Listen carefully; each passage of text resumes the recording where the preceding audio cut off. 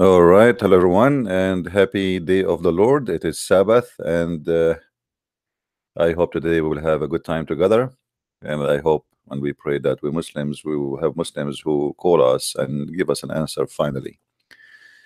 Uh, one of the funny things about Islam that the Muslim they brag too much about their God, who they call him Allah. And if you go on YouTube and you watch every single video made by Muslims about Allah, you will find that after watching the video, you are more confused from before watching the video. Not a single Muslim knows he is worshipping who. All what you know that there is a God, his name is Allah. I wish I can play for you some videos so we can die laughing together. Especially at those American convert like Yusuf State. When he tried to explain his new God, Allah, you will have diarrhea literally when you are listening to those Muslims. Now my Skype is open, and I hope that we will have a Muslim, whoever he is. He's a scholar, he is old, he is young, it doesn't matter, will call me and tell me who is Allah.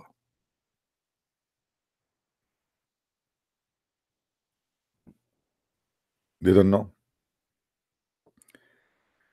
It's hard to believe that all those people, they are bowing their ass down every day, bend over, bend up, bend over, bend up, bend over, bend up, but they do not know who is Allah.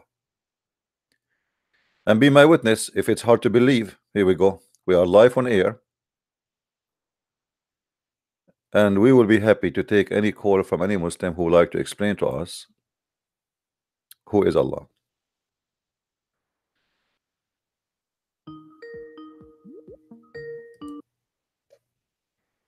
Hello?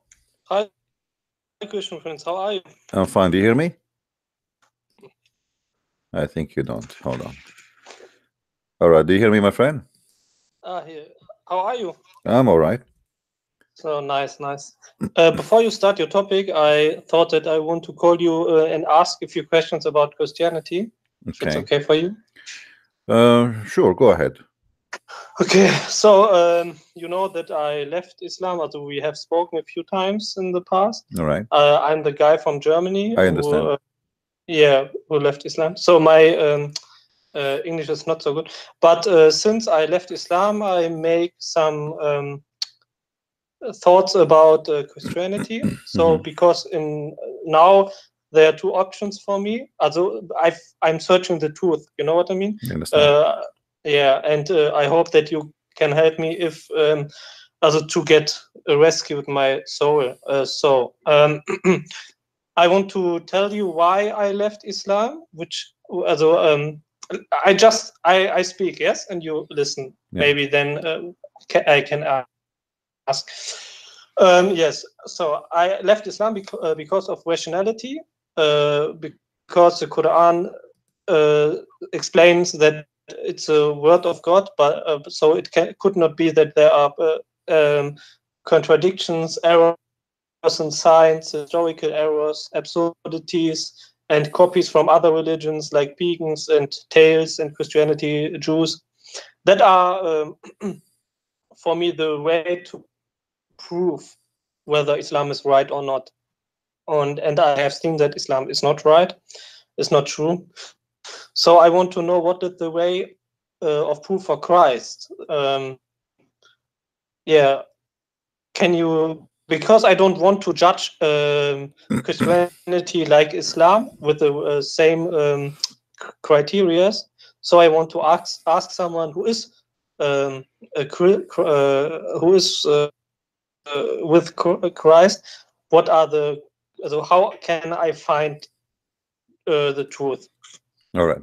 Well, the thing, the unique about Christ is that maybe we don't see him right now, but the second you accept him in your life and you are decent about accepting, it's just not like a guy who want to say I'm a Christian, you will see a huge change in your life. You will be a different person, and here the different person will be noticeable to the point, even if you are a violent man, a criminal, you will turn to be very peaceful, very loving. You see, when somebody convert to Islam, as an example, if he was peaceful all his life, And the second he converted to Islam, he turned to be an evil man. He want to kill people around him. He hate his family. In Christianity, it is the opposite. And here we find that there is a real spirit, and this is spirit of love. So there's for sure the Lord himself, he will prove himself to you, and this is something you cannot experience unless you became a believer. So but in your case, you are asking how I can be a believer before experience those things, right? So how I want to believe, but I did not see, I did not hold something in my hand. I believe the best way to know is first to study the Bible, the four gospel of Jesus, and you know, try to explore the teaching of Christ, what he is about, what kind of decency he have, what is kind of ethic he have, what kind, if everything he have is something match in what you looking for, then it's possible for you to believe in him. But yet that will not be enough.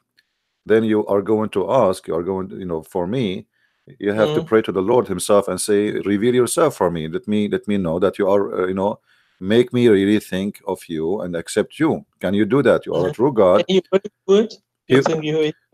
know, there's tons of stories of people who they did that, and the Lord, he speak to them, and the Lord, he gave them a sign, he gave them a way to lead them to his direction.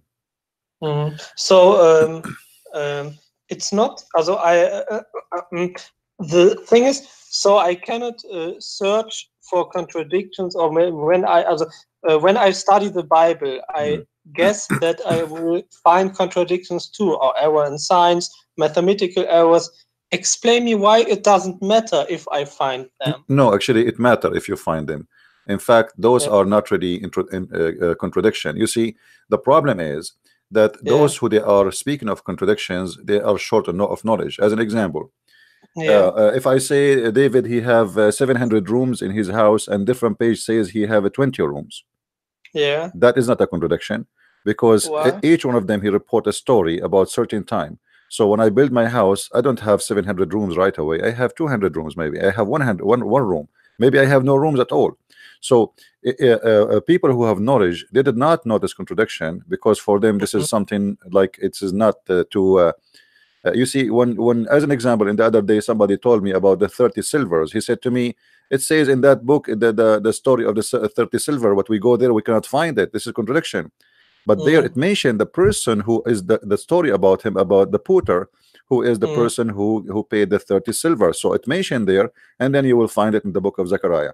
So if you have knowledge, then you will not see contradiction. But if you have ignorance, you will have contradiction. In Islam is the opposite. In Islam, the more knowledge you have, the more contradiction you see.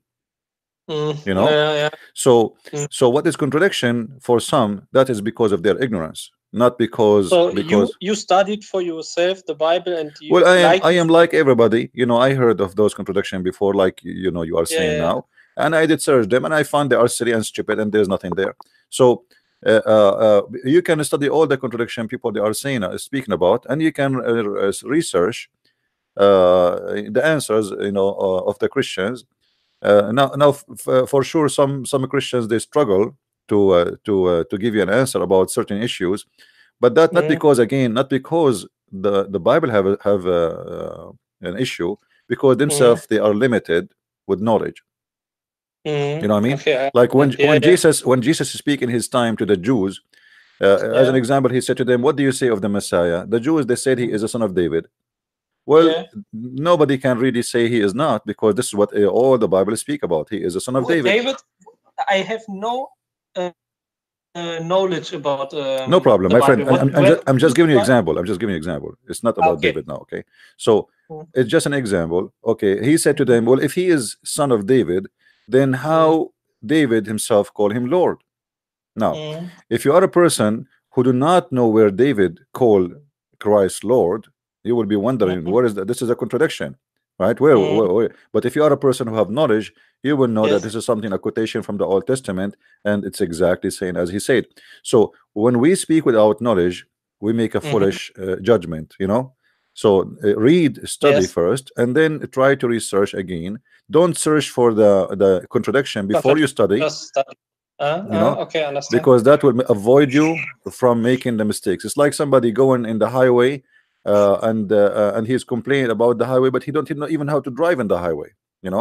So first you learn how to drive in the highway, you learn about the highway, and then you go and then examine the highway if it's good or not. Okay, I understand it. Okay, there are no contradictions, no mathematical errors, no error in science, and when I have knowledge or ask someone as an example, some they say to you that there is an error in manuscript, let us say writing, because people write by hands, right? Yeah, people write by hands. But even though I don't agree those are error of manuscript, because at the end of the day they are corrected by the manuscript writer himself. So it's very normal. Like now, if you read my book, you will find some errors there, right? But those are not error about the religion. Those are error about the grammar, error about language, correct? Yeah, okay. I understand. So we as a Christian, we believe the Bible written not by the hand of God, it's written by the hand of people. And as long as it's written by the hand of people, people are people. So people can make a grammatical mistake, they can make an error, but it's not God error. Okay, but that are answers which I looking for. So because people have written it, it's the word of God, but what types of mistakes can I find for me and can say that is because that human no, you see, when God he say, it's God he say. When a human he say, it's a human he say. So if I say something to you, let us say now from this conversation, I say something to you and it was wrong, this is the mistake of a Christian prince. But if I am claiming to be a prophet of God and the one is talking is God now, and then that is wrong, that is mean that is a mistake of God. Okay, so some prophets are who talks they made mistakes, and that prophets are people, my friend. Even the Bible confirmed that prophets. No. You know, I want to know how to. I want to know what is my glasses when I what type of glasses I have. I understand. So we don't go. Listen. Let us not waste time. It is not the prophet who will bring God to you. It is God who bring God to you. Which means prophet himself, himself, Peter himself, Jesus, he said to stay away from me, Satan. Imagine this is Peter, stay from me, Satan. So here we go. This is Peter. Peter, he took his sword and he cut the ear of the soldier. Jesus, he rebuked him. He said, why you do that? So if Peter himself is speaking, but it's not Jesus, that is Peter speaking. If Peter he says something, that is Peter. You judge Peter by what he said. You don't judge Jesus by what Peter said. Now, okay, I understand. So they are positive. You said you don't want to waste time. Positive miracles are prophecies. I can watch prophecies in the Old Testament and New Testament, right? Prophecies, and the most important thing for me, my friend, for you as a person looking for the truth, that God himself, he will reveal himself to you. It's not just reading the book. Our book is not a plain book. It's not just it's not a dead text. It's a living. Okay. Then show me a few examples which you are knowing how Jesus has revealed to someone. I just watched my videos, and last week you will find many people call and they speak about how Jesus revealed himself to them. Give me please a few examples, please. Well, everyone have different dream? No, not necessarily. Everyone have different experience. Sometimes you read a story in the Bible and you will find that the Lord is speaking to you about you in this story. You will find yourself in the story. So the Bible can be a way, and actually it's very powerful way. It can be that the Lord maybe speak to you, appear to you, come to you, or it can be through other person. Someone he brought let us say to your attention something very important and make you believe strongly that this is what you want. So the Lord, he used everything around us.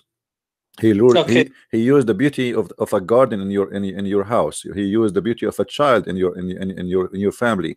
He used everything around you to show you that this is my made and I am the one who created you.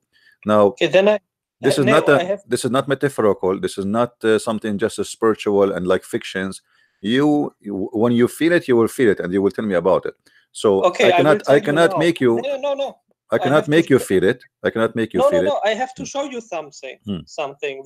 What happened to me the last 3 days. Okay. That was the reason why I call you and why I believe that Jesus already come to me. Wonderful. Okay. Okay. So I want to show it to you. I made pictures. Oh wait. I made the screenshot. I want to. I have to. Okay, first I explain it and then I show you the pictures I made. Yes. Okay. When I lied in my bed, I have seen a cross through the Venetian blinds. You know what I mean? Venetian blinds. Mm-hmm. Yes, you know what I mean. Yeah. The light came from a room of a building which is which fronts the building where I am. Yes. Mm-hmm. And only a cross came through the light. Yeah. Mm-hmm. And in that situation, I feel that something comes over me. My breathing was not under control, and I get goosebumps. You know. Okay. Okay, and now I want to show it to you. Yes. All right. So you took a picture of it? Yeah, in a video I made. I was thinking about it, and I want to show it to you. Okay.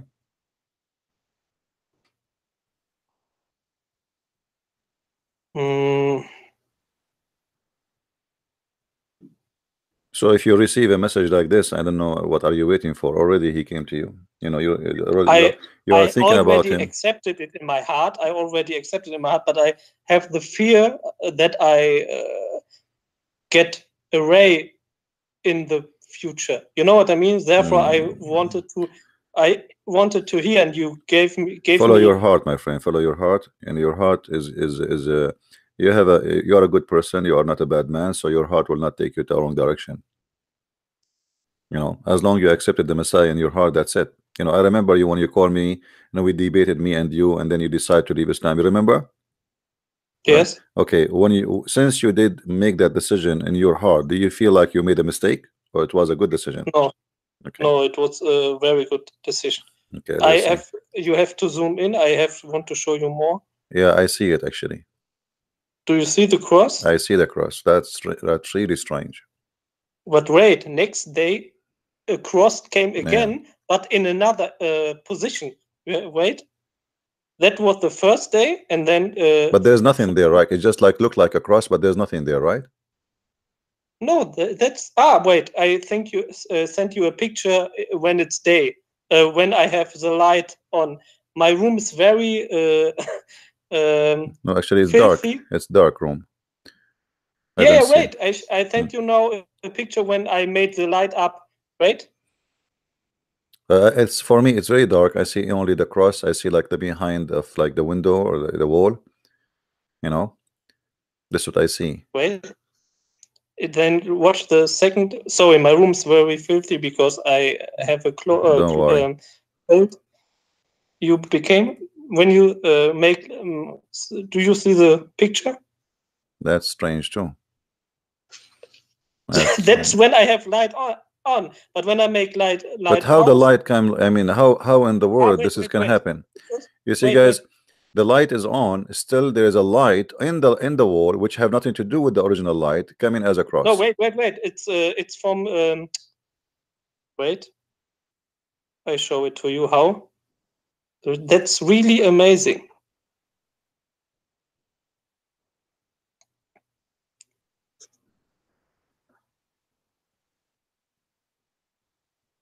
Now you can see how the light is coming from the window.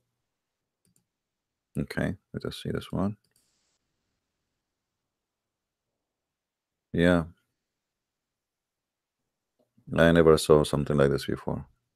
Huh? I never have seen something like this before too. Wait, it's not enough proof for me. I made more pictures. I made maybe 50 pictures. Wait, that was the first day. Yeah. So the strange, even when it's dark, the cross is there. You turn the light on, the cross is there.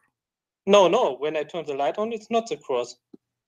No, because here is the light. I see a light. Even the light is there. That you send me. That light is on, isn't it? Yeah, but now I made the light on, and then it's not a cross. Only when I turn off the light, then I see a cross. No, actually, even when the light is on, I see a cross too. I don't know if you focus with me carefully, you will see. No, wait. I have to go to YouTube then to see it. No, I did not show it in the screen because I need to show us for permission. Thank you. So because before you told me you don't like to show yourself, and I understand. Yeah. Okay, thank you. Yeah. Where's the cross? Because if you look at the line, you see when the light is on. On which picture? The second or the last? The one have light on. If you look at the drapes of your blind, you will see that there is a cross there. You see the light making different, and you will see it's coming as a cross. So there's a line coming up down, and then if you look from the right, you will see one drape. The light there look totally different. Do you see it? Not yet. I sent you 3 pictures, right? Okay. Do you see where the broken drape? There's the broken one. Starting from there's a 3 drape broken, right? There's 3 of them. They are broken at the end. When they are closed. Okay. Yeah. There's 3 of them. They are broken. Now look at the one at the top right away, and you will you go like about 5 centimeters away or 10 centimeters, and then you will see the light change from this direction. Can you zoom in and show it on YouTube? Let me do that to you. I will send it to you. Hold on. Because I don't. I will put an arrow for you. Okay. But you have to watch the full proof. That's not enough. That's the first day. Yeah. Okay. Well, I understand, but I mean, even in here, I see something. I will send you a snapshot to your Skype. Hold on. Oh, okay. Thank you. I put an arrow in it so you can see it. Okay. I don't know how to send thing here. Let us see. The file. Okay.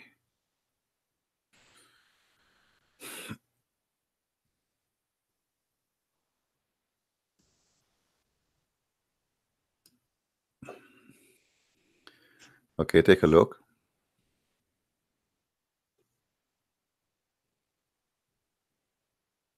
Yeah. Do you see how the light changed in this location? Yes. Okay. So you mean the thing which is going from above? Yeah. Where is the arrow? The next to it, you will see the light change. The light of the drape change. The color change. Correct? Yeah. Okay. Well, this will make a cross, even when the light is on. No. But I can't see the whole cross. You mean the big light is the big light, and there's a light in the middle. You see different color. It's making different color from all the other colors in there, and then it's continue to the other side of the cross. Okay, I see it. Okay, I see it. Yes. Yeah. Anyway, what else you have? This is what you have for about this. All these pictures you have. No. Wait. Okay. I show you on the next day that the cross came again, but a few centimeters below. Okay.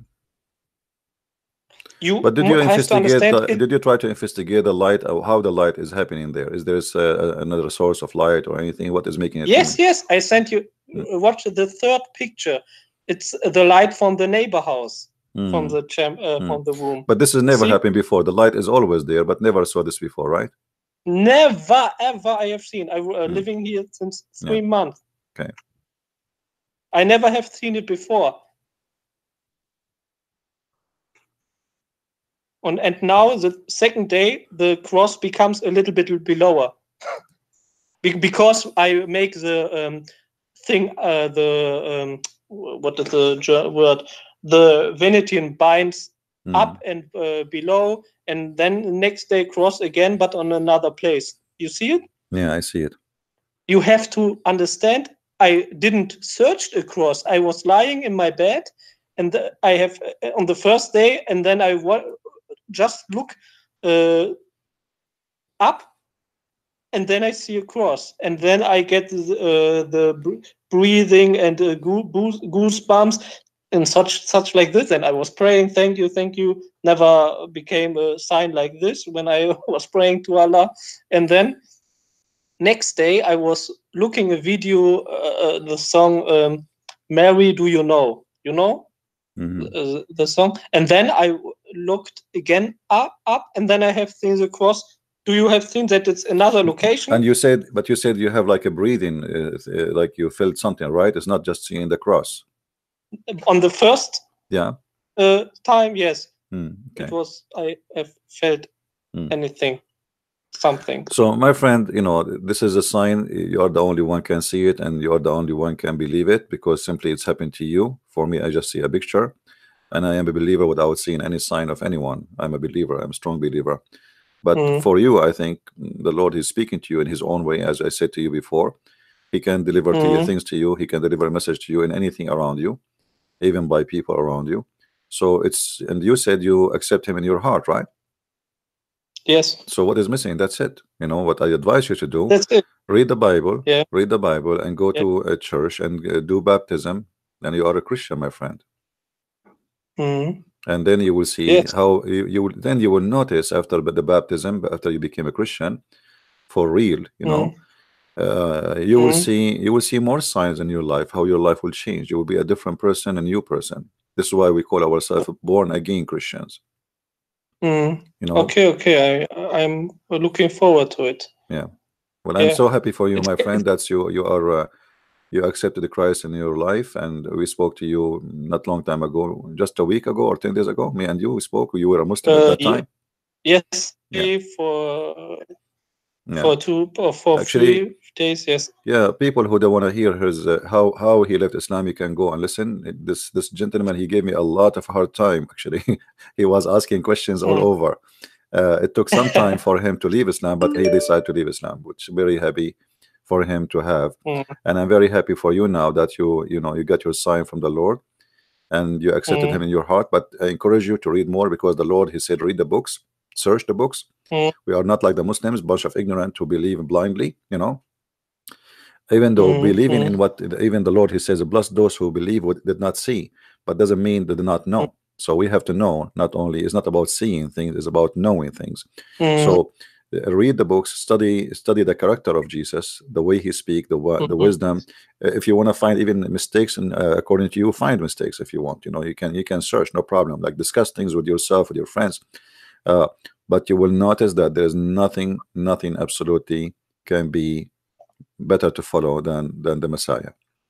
I encourage you, and I will be happy to receive calls from you in the future, maybe in 10 days from now, if you read the first gospel, second gospel, etc. And you will notice how every story in the Bible, I advise you, when you read the Bible, not to read the story as a story. Try to live the story. This is what I do. I don't, you know, if I want to understand how Jesus was on the cross, I imagine as if I'm watching a movie. Don't watch a movie to understand what happened to Jesus in the cross. No, because movies are full of fictions and the other things is not there, you know. So don't try to understand Christ from a stupid movie, even if it's a movie some Christians they approve. No, we don't. I don't believe in movies, and none of them present Christ to us. You want to understand the Messiah, you understand him from the Bible, nothing else. Okay, I will do. I sent you a video. I made a video too. So when I changed with my handy the view of it, so you can see how the cross goes away, so that it's only one. There's only one thing shining in this darkness. And it's only one opportunity to see it, and when I'm lying in my bed, not when I stand up, when I go through the room, just when I lie in my bed and looking to the light from my bed. You see it? Yeah. But you, well, the location of your bed is your location, is where you stay. You know. The whole time. This is why it appeared for you in that location, because this is where you will be. I made another video. I don't know whether you want to see it. If you want to see it, I will send you. It's all Not right. yet. No problem. My friend, Because I'm really happy for you. Because I go through the whole room and looking for another cross, but I can't find it. 6 minutes, and then I went through the whole room and looking for another cross, but one opportunity, I'm lying in my bed and I'm making a video from the cross. That's the only possibility to see it. That has to be a sign from the Lord, or not? Well, for me, I believe that the Lord, he spoke to you already. He spoke to your heart the day you decide to leave Islam, before the sign you are seeing now. And I believe that there is something inside you making you go in that direction. And maybe you are not aware of it, but later you will find what it is. I think you already. I think you are already in love with the Messiah. Yes. And already you are a believer, and you need just like sometime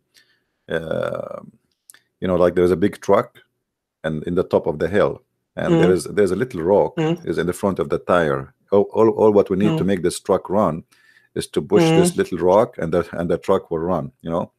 So you are a person waiting for the little rock to be removed from in front of you. You have a still little rock in your life, and it is bothering you. It's not letting you go. And here we go. The sign make that little rock go away. Yes. Okay. Thank you. I praise the Lord. Well, we will pray for you, my friend. I will ask all the Christians who are watching to pray for our brother here, who left Islam just a few days ago, actually, after we debated. Few days ago, after debating with me, and he gave me a hard time. And here we go. He accepted the Messiah in his heart, and I hope soon he will get baptism, and he will know what it's meant to be a real Christian, not a fake Christian. Not everyone is born from a Christian family is a Christian. Christians is somebody who is born again with the Messiah by the Holy Spirit. So we pray for you, my friend. I hope soon we will have a good news from your side. Okay, I will. Thank you. Thank you very much for calling. Thank you. Thank you. I have to say thank you. Bye-bye. All right. Well, it's amazing how people they change, and how the word is powerful to change the life of somebody. When he called me, he was in like he had a lot of questions trying to prove me somehow wrong. But he himself in his heart, he have a doubt about Islam for sure. And at the end, he decided to leave Islam because he is a person who decided not to be fooled. As you see, until now, we are asking Muslims, who is Allah? They don't know. I mean, how in the world you or anyone or me, we worship a person we do not know who is he? Look, just to show you the fruit of Muslims, they call me names. If you see the names they call me, son of Muta. A Muslim calling me son of Muta. The funny, if Muta is bad in your cult, if Muta is a prostitution, and we Christians, we don't do Muta, it is your Muhammad who came with the Muta. So why you don't say that your prophet himself is a son of Muta? Was your prophet himself married, his mother married to his father according to Islam? No. Is it true that your prophet, the sister of Waraq ibn Nawfal, she offered him 100 camel to sleep with her, but he was in his way to sleep with the mother of Muhammad, which means he was a gigolo? Go and educate yourself. And as long you believe that Muta is bad, and you are saying to me son of Muta, that's mean you believe truly that Muhammad was a Muta person, because he is the one who come with the law of Muta, that a woman, she can take off her panty, and rent her vagina to somebody. Let us see, we have Abdul want to talk to me.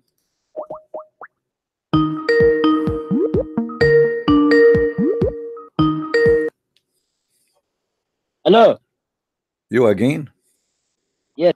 Somebody saying to me, the son of Muta. What do you think about the Muta? Yes, what's wrong? Tell me, what is the Muta? The Muta is a woman, a Muslim woman. You see her in the elevator, you say to her, take off your panty, I will give you $10. What kind of God he teach you such a teaching?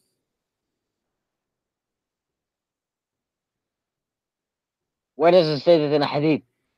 In the hadith does not say you go in the elevator, if you mean the elevator, but in the hadith says Any man, any woman, they like to have bum together for 3 days, 3 nights. It's up to them. You know, is that right? Yes. Okay.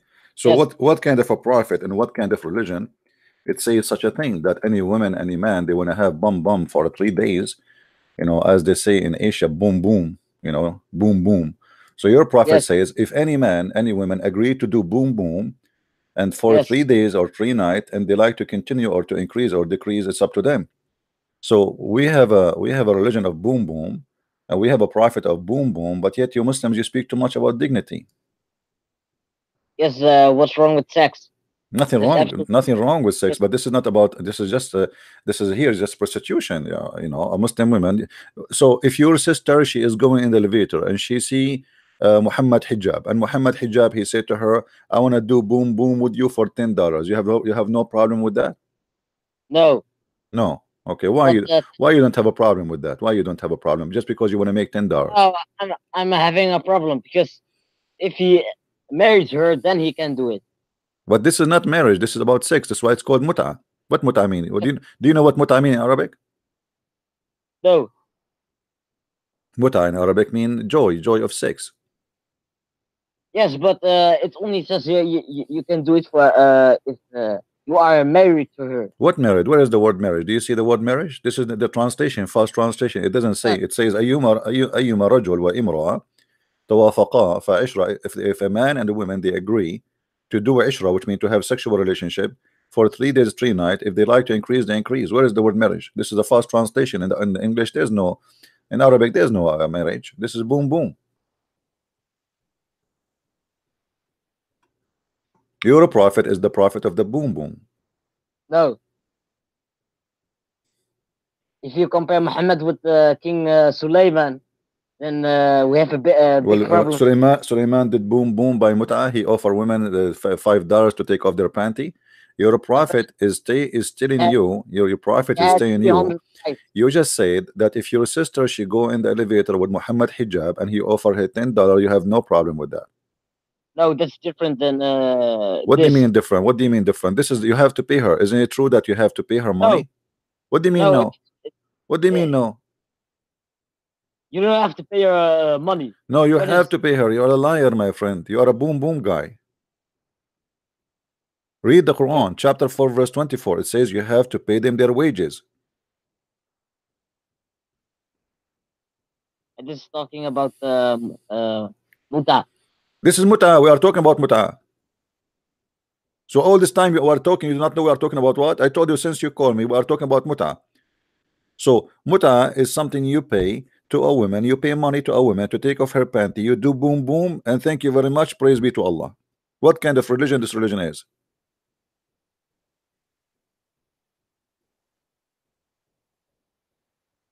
Your God is the God of boom.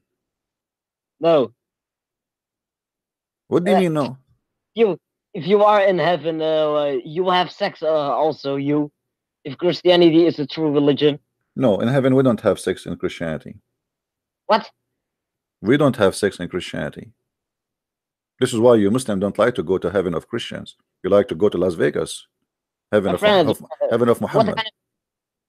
What kind of God is giving you such reward? Because our God is holy. Your God is the God of the boom. Your God is imported from Thailand, from Thailand bars. You know, your God is coming from there, literally.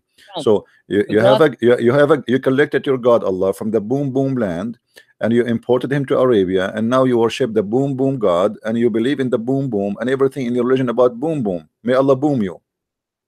Okay, let me just give you. Let me ask you. Do Allah will do boom? Is Allah going to do boom? No. What do you mean no? What if I show you that Allah himself would do boom too? Okay, show me. What you will do if I show you? You promise me you will leave Islam? Yes, I promise. Show me. You promise? Yes. I don't believe you. Okay, swear by the fig you will leave Islam if I do. I swear by the fig. I swear by the olive too. I swear by the olive. Oh, okay. Why you swear by the fig? Do you worship fig? My friend, this is not the topic. I know, but I'm asking you why you accept so fast to swear by the fig. Is that because your God Allah he swear by fig? Yes. Okay, why your God is swear by the fig? I don't know. Okay. We go to the tafsir and we will see your prophet saying the following. Okay. And your God, actually. Boom, boom, God. You see my screen? Yes. Okay. Why you always shout? Yes. Why? Take it easy. Relax. Drink some camel urine. This is chapter 21, verse number 17.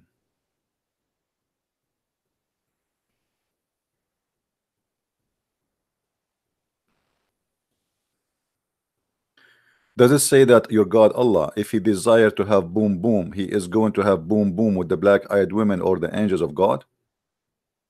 If he desires it, but he doesn't. It doesn't matter, but it says if he want to do boom boom, he will do boom boom with the virgin Huri. Yes or no? If your God wants to do that, he can do that. Okay. So why you said to me, if I show you that your God will do boom boom, you will leave Islam, and now you'd have no problem with it. So you agree that your God, he will do boom boom? No, he doesn't. What do you mean he would do? Here we go. It says this is your Muslim. This is your Muslim first translation saying, had we desire to have some boom boom, which provide us some boom boom child, we would found it with ourselves from among the beautiful eyed Huris. Your God Allah wanna do boom boom with himself, and he called boom boom himself is the black-eyed women. How Allah? Okay, explain to me. Allah is going to do boom boom to the beautiful eyed women, and he called himself ourself. Okay. If he desires. If he desire, that's mean he have a penis. Because if you desire and you don't have a penis, that will be a problem, right? Oh, if he wants to have do your God Allah, do your God Allah, is your God Allah capable of doing boom boom with the black-eyed women? Yes or no? She's yes. Yes. If you got what? Yes. So Allah, guys, Allah, he is capable of having sex with the black-eyed women. So how you Muslim, you say to us that Allah is not a man, but he have a penis of a man? My friend, if your God wants to have sex, he can also do that. It's God. He can do whatever he wants. Suddenly your God can do whatever you want. When you want, he don't know. You see, when we say to you, do your God have a son? You say, no, he don't have a son. Now your God, he can do whatever he want. Okay, how? But in order to do whatever he want, he have to have sex with the women. He have to have the nature of a woman. How you can? Because the women, she have a private part of a human being. In order to have a sex with a human being or a female, you have to have a private part of a human being too. So do your God Allah have a penis of a man? Oh, he doesn't have a penis. So what he will use, his finger? No, he's not gonna have sex. But you just said to me, if he want, he can. Of course, your God too. So if he want, he can. If he he can do it by what? Using his finger, using his nose, using his toes, using his what? What he will use exactly? Yeah, if he wants, he can have a penis. He can have a penis. Where he will get the penis from? He will create a penis for himself. No, he will wish it. Or create. Oh, so he says, I wish I have a penis, and right away, like boing, something will come from between his legs, and he will have a penis. Oh, I mean like snapping his fingers, and he will have a penis. He snap his finger, and the penis will come out. Yes, I like that. Wishing. Exactly. Like him, like this, huh? Like this, and the penis will come out, boing. Okay. Yes. My friend, I hope that your God Allah will not snap his fingers when you see him and your head in the front of his, because the penis will come out and you will be in trouble. So, my friend, don't say me, my friend. I want to ask you here. Do you see the way it says ourself in the text? Do you see what it says ourself? This tafsir al-Jalalain is a complication. Why it says ourself if Allah is one?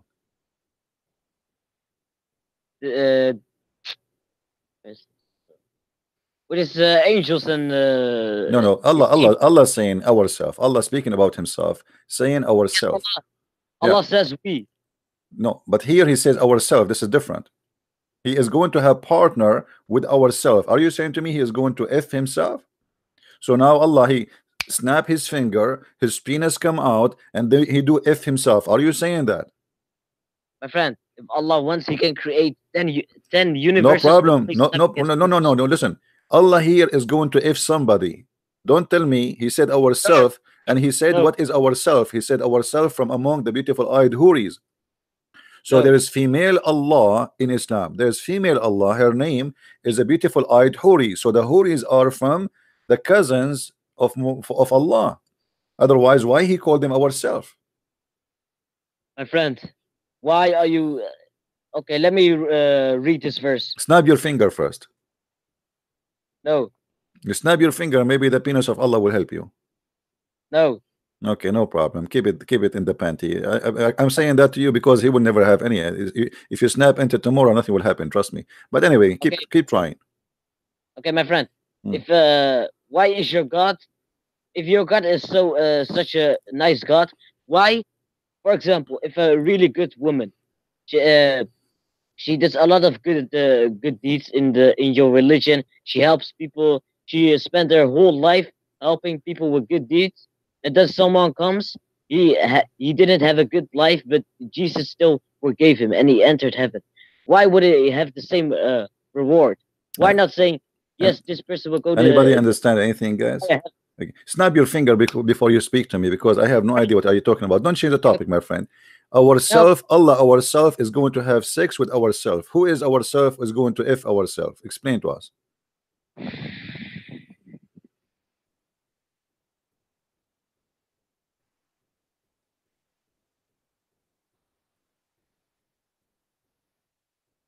I don't know. Why you do not know?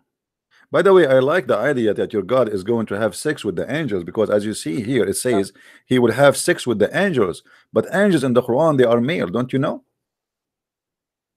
My friend. No, don't tell me my friend now. I want you to answer me. How Allah is going to F the angels when the Quran confirmed that the angel of Islam, they are male, not female? Because he's not going to F them.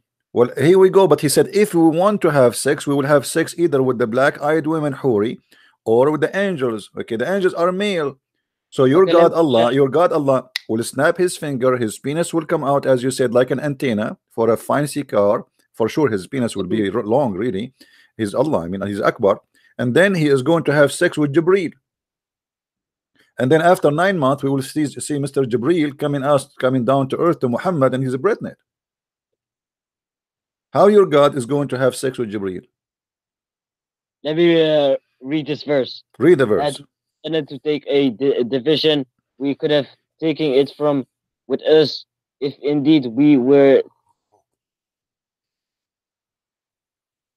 If some tafsir says this is about that topic, why you saying such thing? Nowhere here does it say Allah is going to F them. It says here to take a partner. In Arabic, it says here lahwan. He will take a partner. Do you see the word partner? A partner, so he can have a child. Do you see it? Allah want to take a partner so he can have a child. He want to have a baby. Me. You know, he want to have a baby. So Allah now he want to take a partner in order to make the partner pregnant. How you make a partner pregnant? You make it by having sex with them, correct?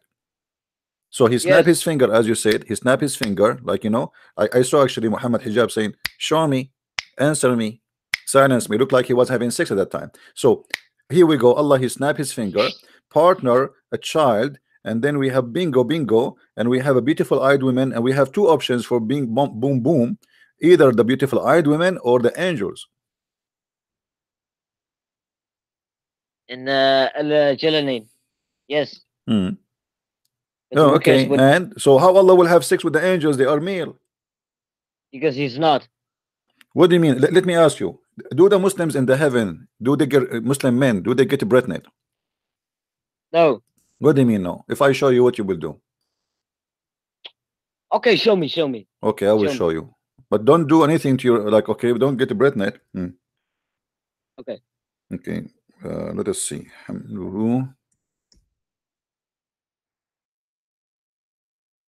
You know Christianity? Don't tell me no Christian. Here we go. The Quran. Don't change topic.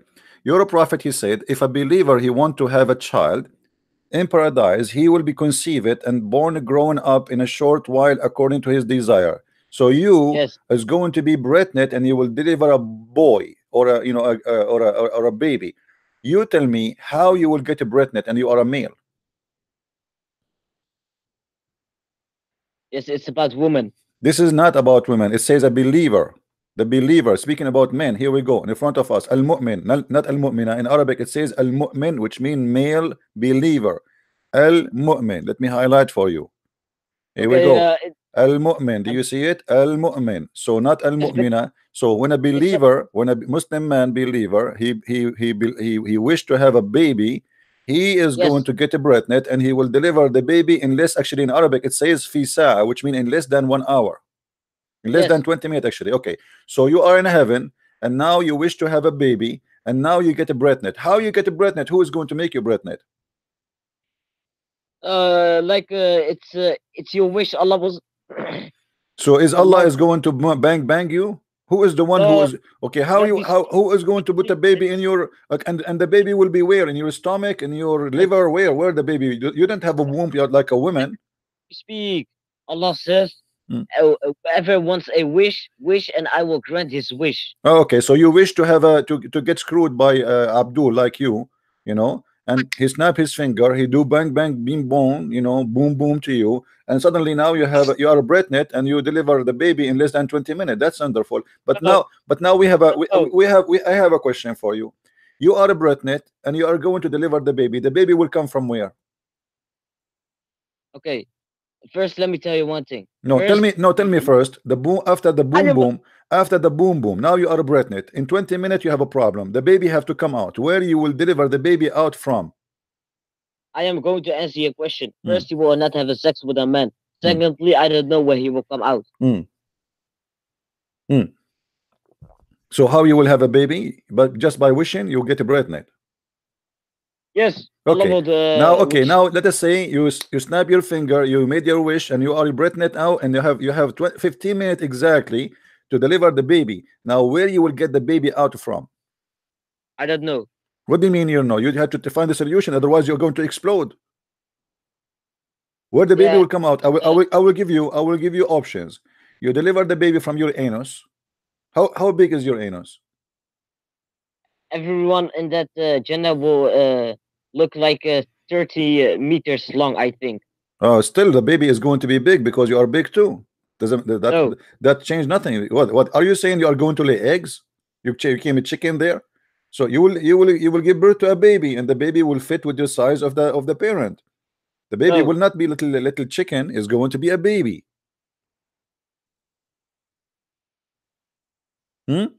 Where you will deliver? I want you to think with me. Where you will deliver the baby from? Until now, you did not give me an answer. Where the baby will come from?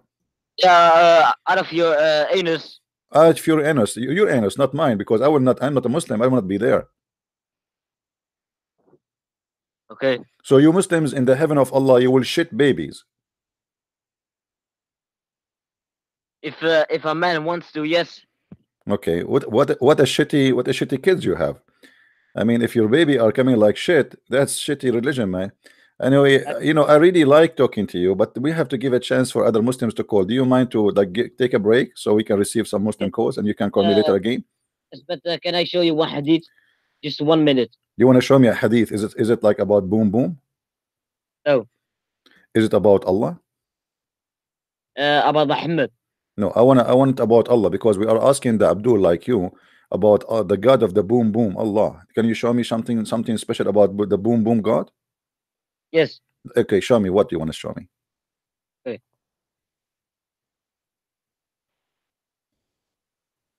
Okay, you send me something in the Skype.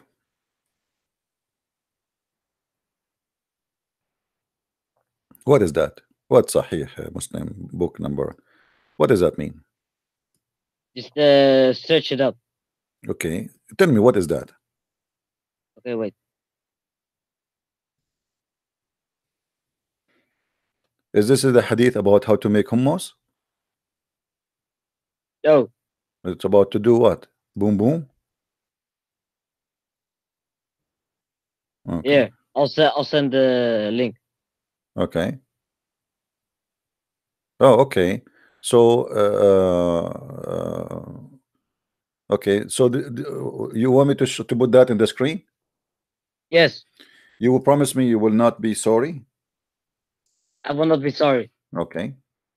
Muhammad, he said that the human being is created of 60. Every child is created of 360 joint. If you go and search right now, you will find that this is a very bad mistake, my friend. Nope. Most scientists agree that a No, human nobody, body. nobody agree. This is stupid. This is the Muslim fabrication. They try. Yes, yes. No, no, no, no. No, you are. You know, I have this even in my book. If you read my book, you will laugh at this. No. Okay, hold on. So, Scientists agree okay, that a human body has. okay, hold on. If we now show you how many joints a human being have, are you willing to leave Islam if it is not in agreement with your prophet? Okay, you sent your what scientists agree with your statement, and I'll send mine. You know, you will send me an Islamic article written by Abdul. How many No. join? How many join? Okay, no. You see, you are the one who mentioned something to me. Either you accept it or you don't accept it. By scientists. Scientists, yeah, scientists. They are not boom boom scientists. You know, they are real scientists, not an article written by Abdul. No, it's not by written by a Muslim. It's written by a scientist. It's written by scientists, but isn't it an Islamic article, brother? Okay, I'll show you. Isn't it an Islamic article written No. by scientists or written by scientists? Yes. Your prophet even do not know how the baby is made. Yes, he says. Yeah, And by the way, why is it 360 joints? Do you know? my friend. My Don't, friend, my uh, friend, my friend, Don't my mention friend, Turkey. my friend. No. Know what?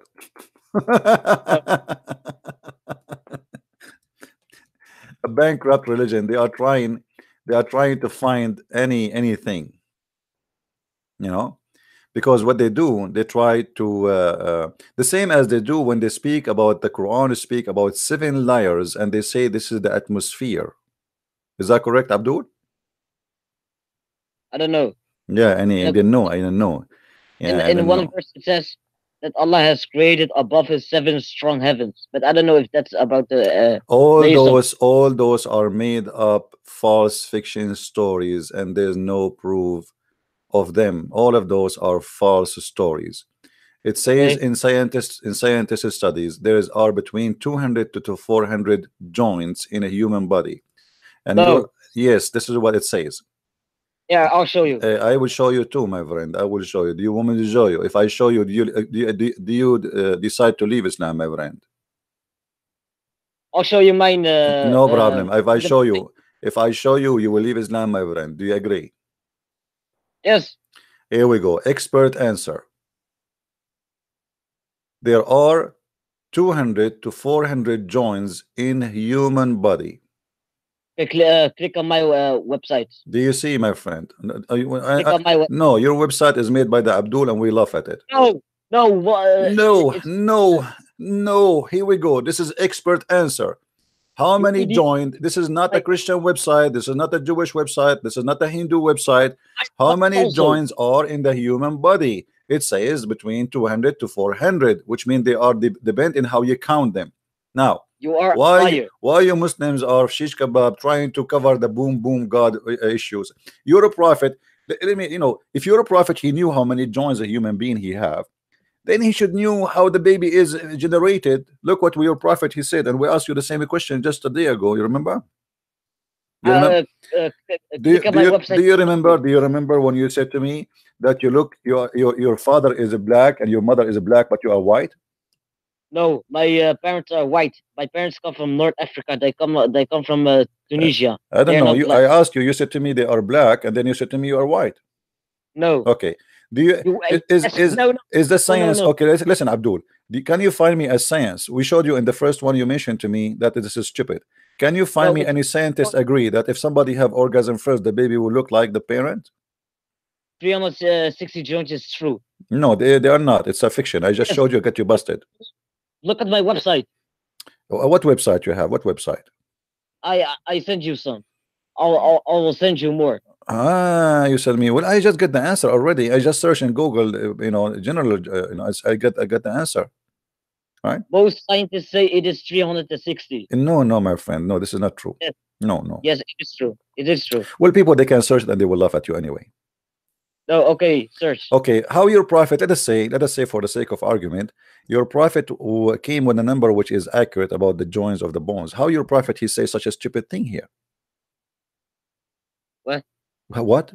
If your prophet is scientifically accurate and he is the Lord of boom boom, how he says such a stupid thing that if the man have orgasm first, the baby will look like the father. If the women have orgasm, the baby will look like the mother. So what's stupid? But this is stupid, my friend.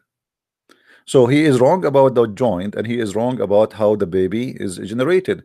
In the Quran, hold on. No, Abdul, in the Quran, look at your, do you know what your God is in the Quran? no. Not only your prophet is an idiot, it's your God too. Look what the Quran says about how he made the baby, Mr. Joins. Look what the Quran says.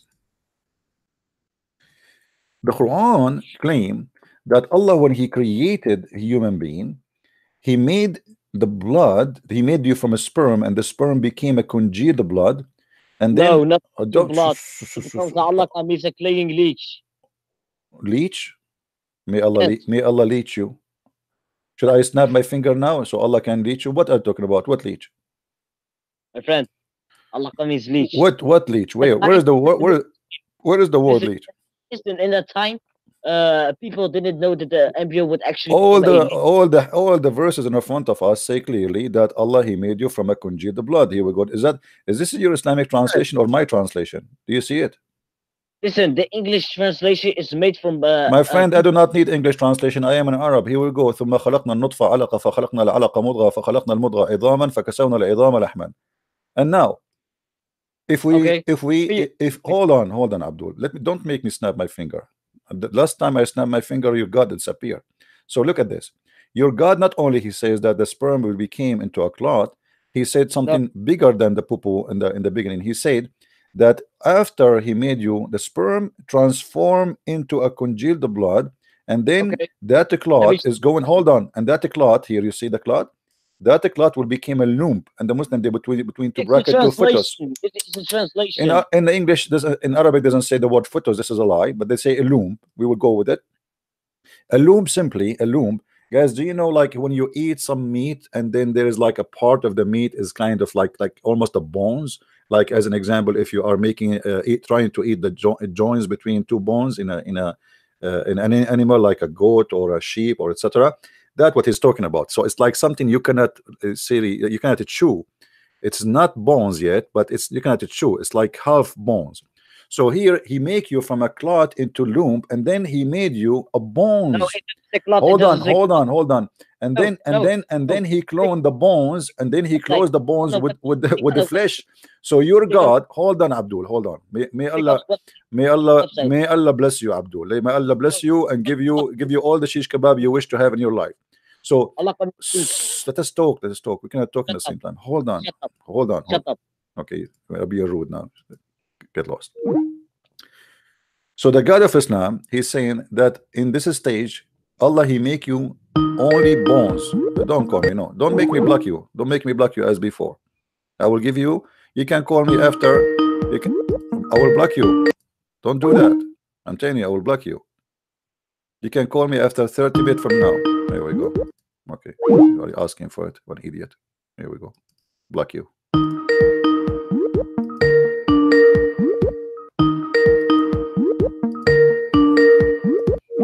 Are you happy? You are blocked.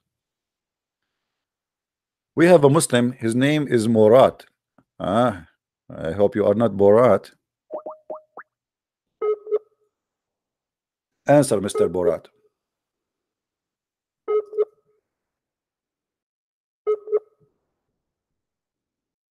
The Muslim who's calling me liar, why you don't answer? Or maybe you have a bad connection. So according to the Quran, according to Islam, according to the verse in the Quran, this is how we look like when we are babies. And then at the end, Allah will close us with the flesh.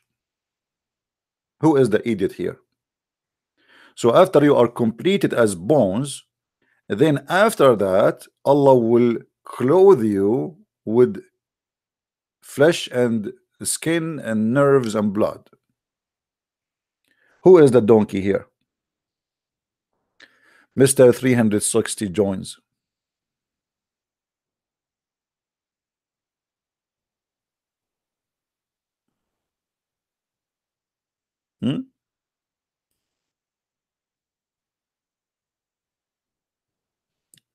Any Abdul would like to call us? This is what the Quran is saying. Here we go. I'm not making things up. This is the Quran saying that he will make you bones, and then after that he will clothe you with the flesh. After he make you bones, then he at the end he clothes you with the flesh. Do you see it? I'm not making things up.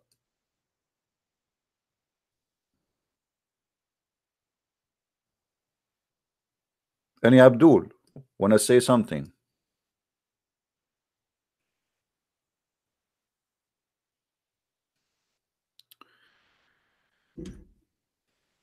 I am Allah, worship me. I am the one who knows everything. Ask me. Question there. How they make ice cream? It's very simple. You bring a woman, she have big breast, and she just gave birth to a baby, because that means she have milk. And then you put her in the mixer, you shake her a lot, and then after that you squeeze what is in her breast, and that will be called yogurt. Hello?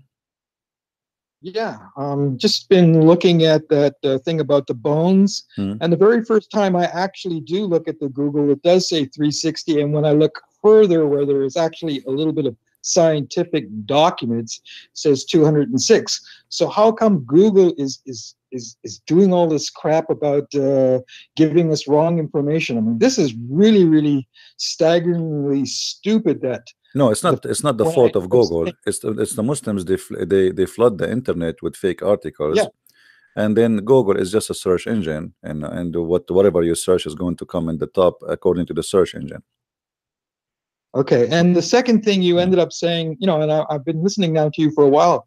You're ending up saying that like there's no prophecy in the Quran, but it looks like there's many donkeys.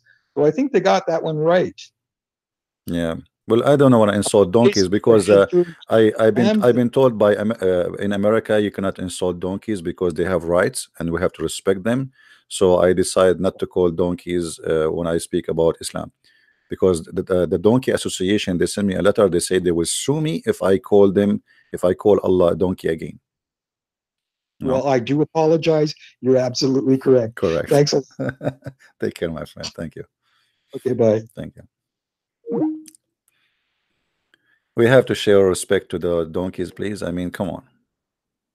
We know better. Donkeys are very peaceful and they are smart, actually. I remember actually once we went to a village in the mountains, and the villager, we are a bunch of teenage, like kids. We told him, he said, take the donkey with you. We said, why won't you take the donkey? He said, how you want to come back? We said, what? He said, if you go in the mountains, you will lose your way. There's no way to know direction, how to come back. He said, okay, what the donkey would do? He said, oh, when you want to come back, just let the donkey go and follow him. And this is exactly what we did. You believe it or not, the donkey took us home. And not only that, he took us in a short way. So we say donkeys are stupid. The fact, here we go, we are the human, do not know how to come back, but the donkey, he can take us back.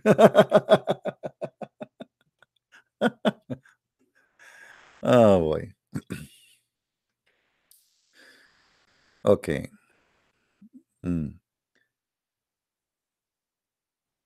Somebody says to me, you are misleading that our God Yahweh, and let me show you this text of this guy.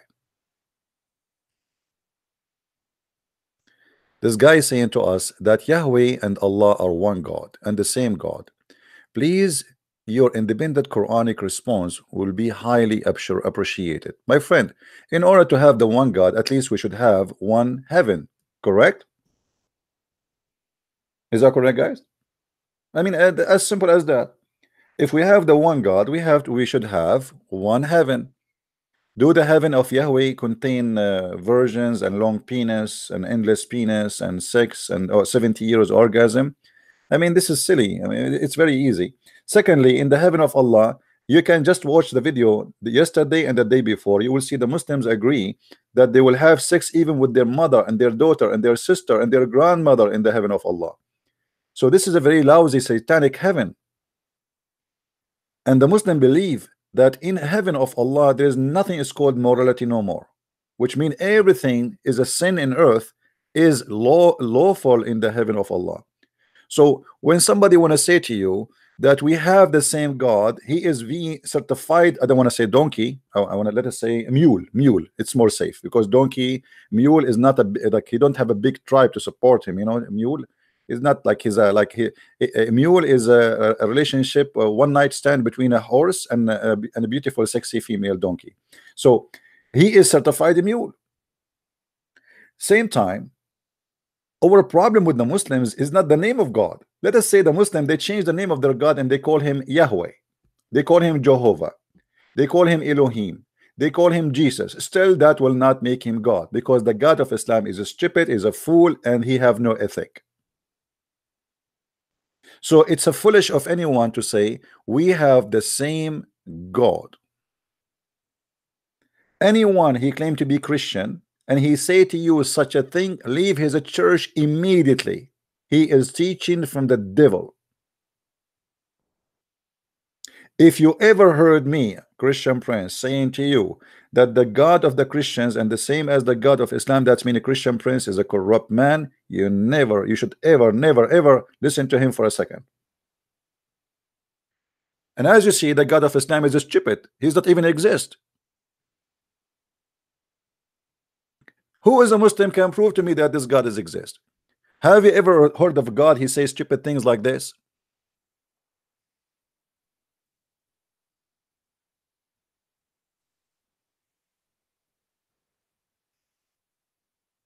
Right?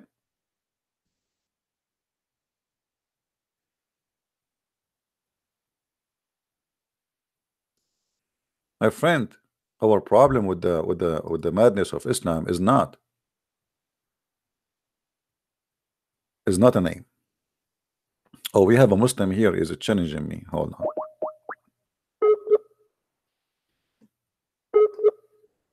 I like it when a Muslim here challenges me. I feel like there is fear. I'm scared. He's not even answering now. I mean, they say debate me, and then when we call them, they don't answer me.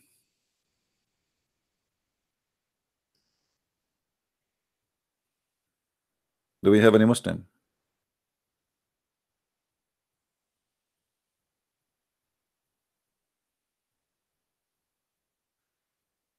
I am asking the same question, who is Allah? Since I was a teenage.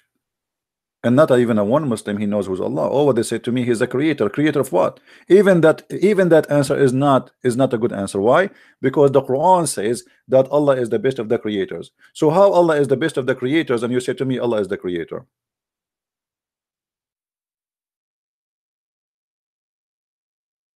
And how foolish that Allah is to say that he is the best of the creators, which means he just admitted that he is not the only one creator. And here you will notice in the Muslim translation, they change the translation and they say that he is the best to create, but in fact, it is in Arabic, Ahsanul Khaliqeen, the best of the creators. If you change just the translator, suddenly the translation change. And this is why I say, don't ever trust a Muslim translation. They are certified lying machine. We just change the translator and bingo, suddenly he is the best of the creators. Did you ask yourself why they are trying to hide it? There's a huge difference between the best to create and the best of the creators.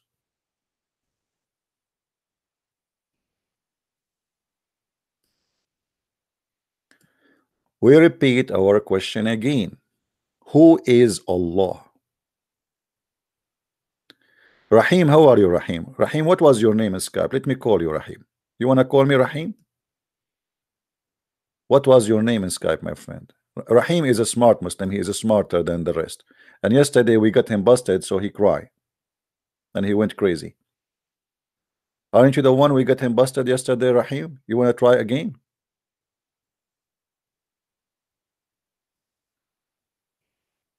Rahim, aren't you the one we got him busted yesterday and the day before?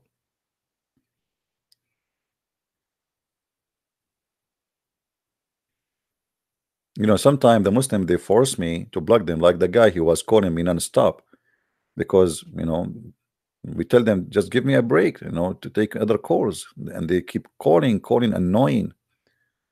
So, Rahim, what is your name, my friend? What is your name in Skype? I will call you myself.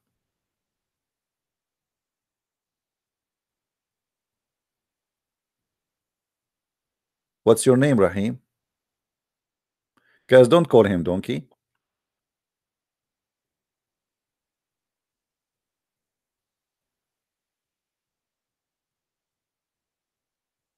Abdul is the name. I have many Abdul here. That will be in this way to find. I mean, do you know how many Abdul I have in the list?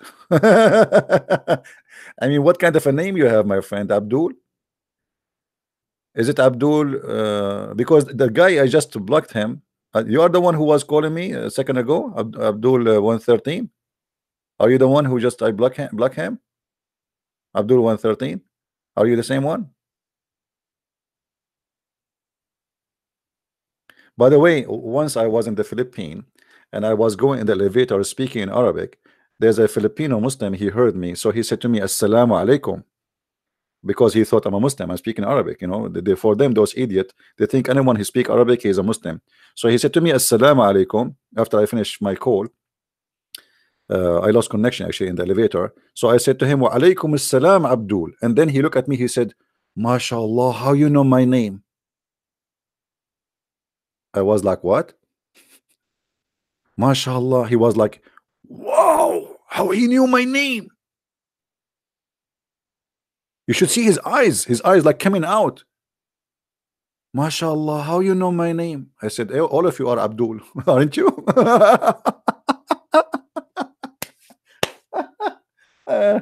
So he said to me, so brother, I'm really happy to meet a Muslim Arab. I said, I am not a Muslim. I am an Arab, but I'm not a Muslim. Do I look like stupid for you? He said, what? And then I took him to I was going upstairs, so we changed our mind. I said, do you want to go and show you some verses and we can talk? So I took him and we sit in a garden close from the building, and we start, and each time he said, there's no way. Huh? Where? No way. Huh? Where? No way. Huh? No, I mean, this Abdul was getting dizzy, his eyes like, ooh. And then he said to me, I'm going to check it out. If this is true, I'm going to leave Islam. And then after that, it took time. I saw him second time. He was with his wife, and she is wearing a burqa. You can tell they are crazy, you know, terrorist style. So when he saw me, with his wife, he don't want his wife to know that he spoke to me before. So he was like moving his tongue like don't talk to me now, not now, you know. What a Abdul. Abdul, yeah, Abdul. So, who is a Muslim? Want to tell us who is Allah?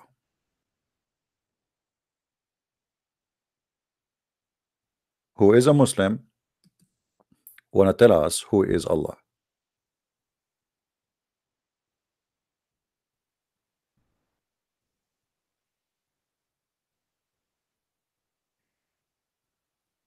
Any Muslim? Mayday.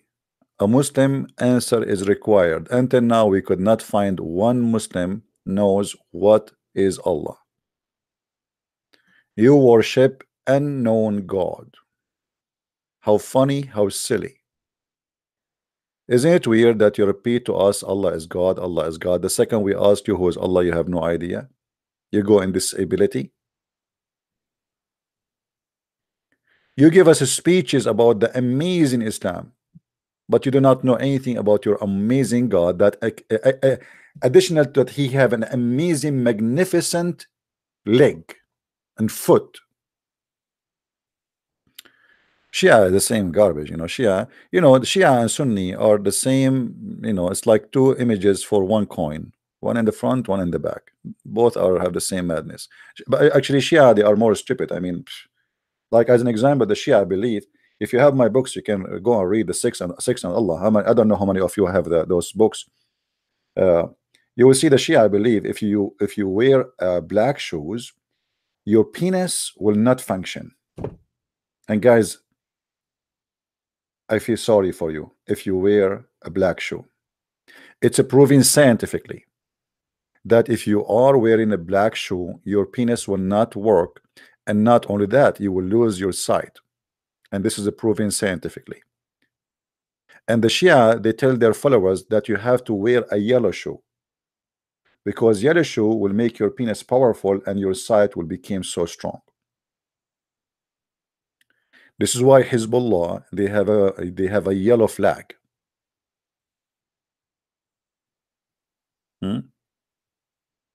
I mean, don't go to the Shia. Shia, it will make you die laughing more, even from the Muslim Sunni. Like we saw the Muslim Sunni believe that in the heaven of Allah, a Muslim man, he is going to be pregnant. The Shia know better.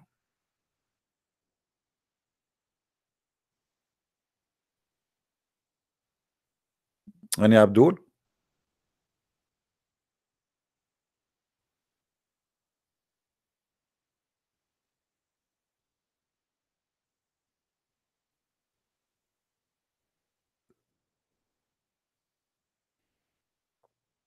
Zero Abdul?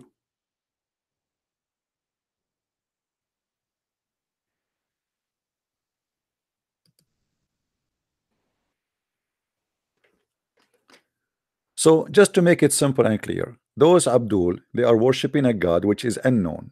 All what they knew that he have a foot, he have a shin, he have two eyes, and he is short, and he have a curly hair, and he have a big ass. Anything else they don't know. My shoe is black. I cannot share that because that, you see, I'm trying to find a wife, my friend. If I tell what kind of shoe I'm wearing, then women, they will not maybe like to marry me. Hello? I mean, don't do that to me. I think those who they own dating website, now they are going to add one section to the profile, the color of your shoe.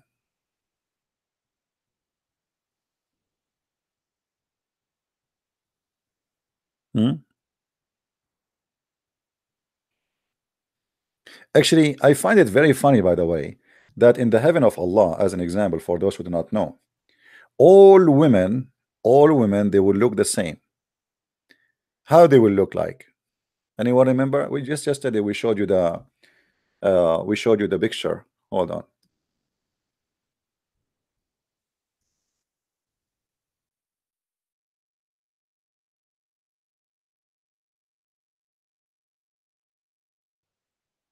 This is how women in the heaven of Allah they will look like. Let me show you the picture. And I am not exaggerating. If any Muslim he will say I'm lying, I will show you the reference immediately.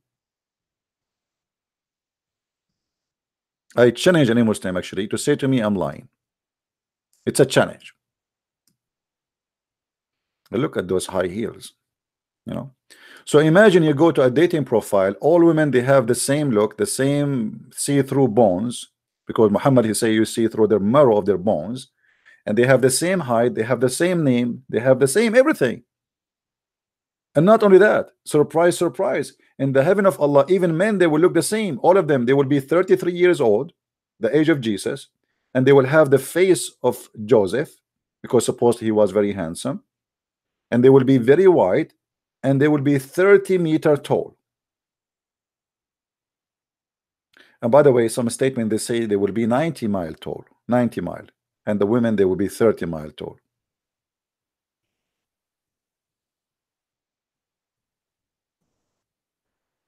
Do we have any Muslim here? Sorry guys, I am putting this in front of you. You might get tempted. Let me tempt you more. Look at this, man. Look at this. Oof. It's not easy to be single these days, and you see those pictures. Man, oh man, that's not, life is not fair. No, let me tempt you even more. Look at this. Oh boy, this is going really wild.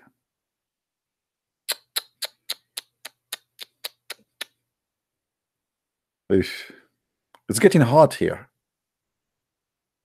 I mean, this is somebody open the windows. Why we are saying this is how women in the Islam religion look like? Let me show you, my friend. We are not making things up. If we go in the statement of Muhammad, he said the following.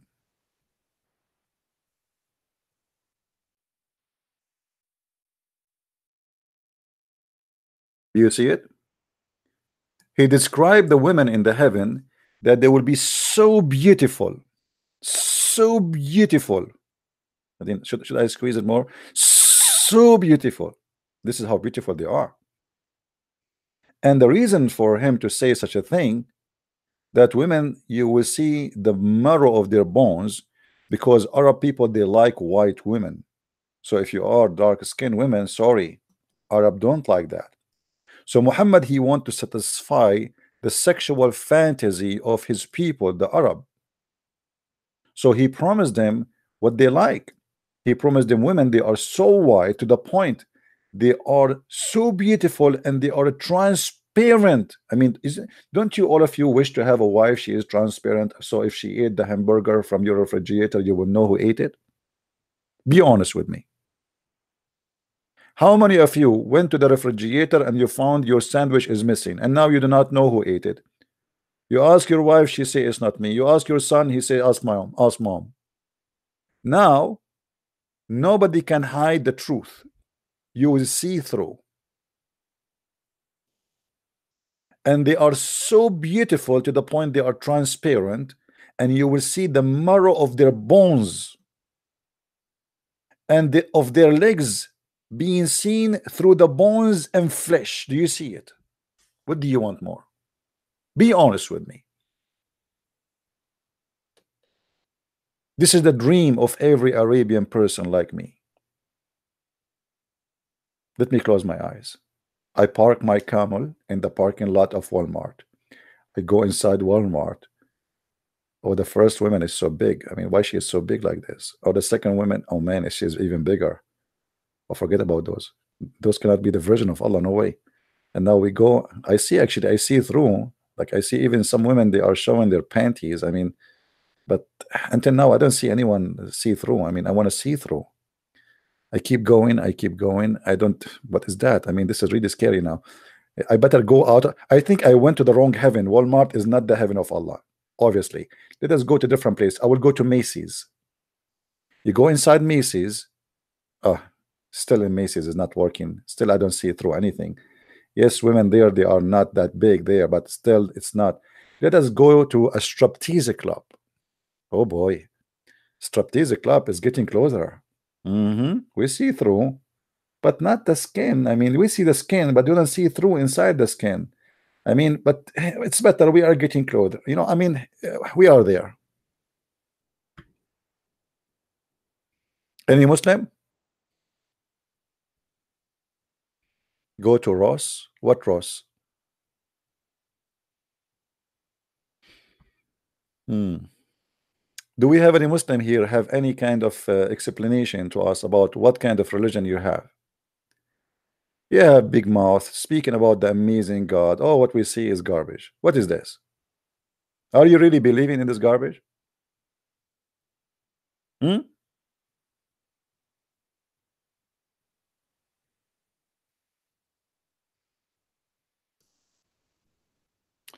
But the good news, you see, yes, Muhammad, he said to them, let's see different hadith. Hadith in Arabic mean a speech, a speech made by Muhammad or his companions.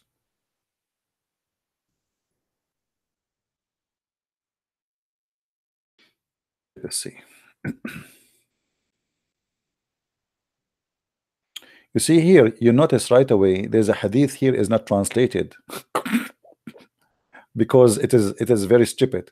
So they choose. But look at this hadith. I like this hadith. Brothers and sisters, read carefully, please, with me. The messenger of Allah, SAW,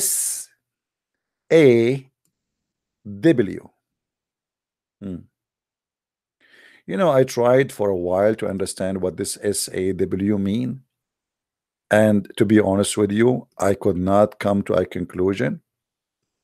But because I'm very smart and I am different, you know, I come that I need to study this.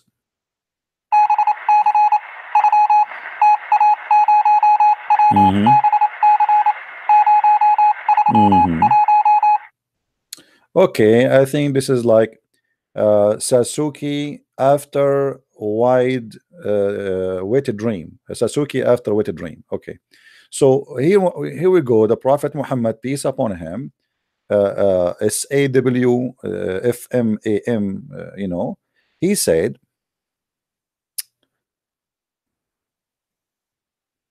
the list of the people in paradise in position is the one with 80,000 servant.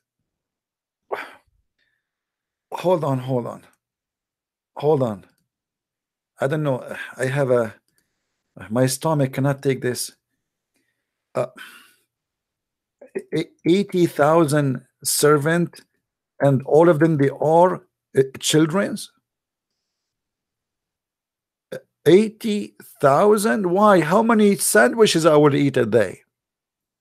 80,000 child who they are naked and they are so white and they would walk around me all day to serve me. 80,000. Are you sure? I mean, are you sure? This is Mr. Bean. Are you sure?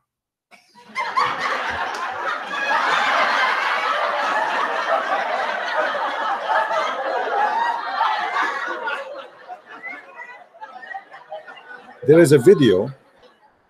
There's a video made by the guy. By the way, guys, if you like our channel, don't forget to subscribe. And if you don't like it, subscribe too, because Allah will give you a blessing if you subscribe and later unsubscribe. Because in Islam, bad deed can be cancelled by good deeds. So look, let me tell you a trick.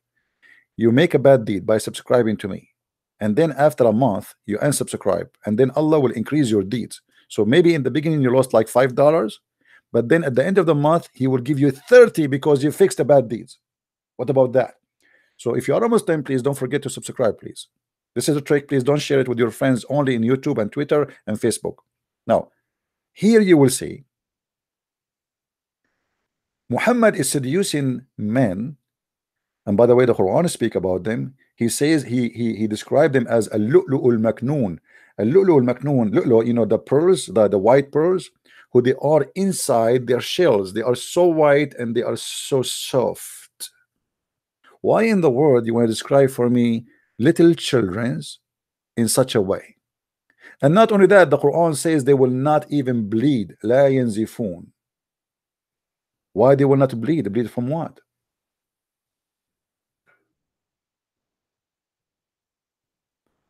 And then Muhammad, he continue. And by the way, all of this is true, proven by science. You will have the 72 wives. This is the lowest. Remember, this is the lowest heaven people, which means this is the bad Muslims. The 72, many people think the 72 is the reward for every Muslim. No, this is for the bad Muslim who did not do jihad, who did not do the killing. This is the bad. This is the lowest. 72 wives and 80,000 servant. This is for the bad one. 72 wives, and he shall have a tent of pearl. Man, I don't know how many of you do camping. I feel sorry for you. There's no way to compare between a tent made from pearl. You see, Muhammad, as a Bedouin man, he could not take from his head the word tent. So even in heaven we have a tent.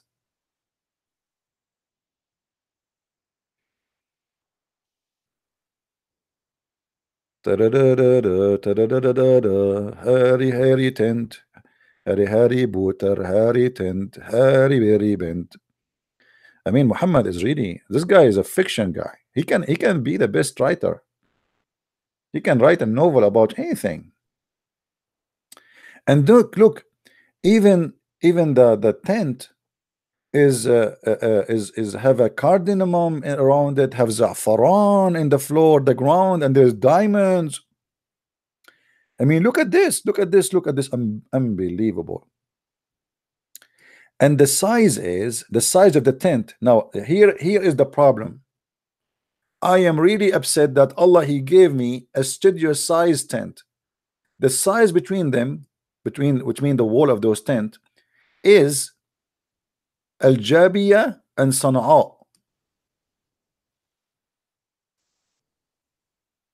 Do you know what does that mean? Is more than 1,600 kilometers. I'm really disappointed that Allah will give me a small studio bedroom. 1,600 kilometers.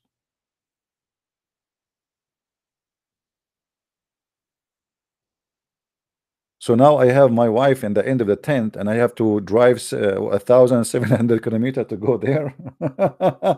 That's a good news. I mean, that's good. That's good. All right.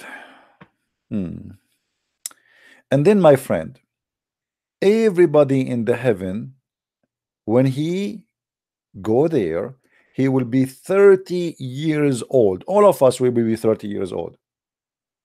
All of us. All of us. What do you want more? Do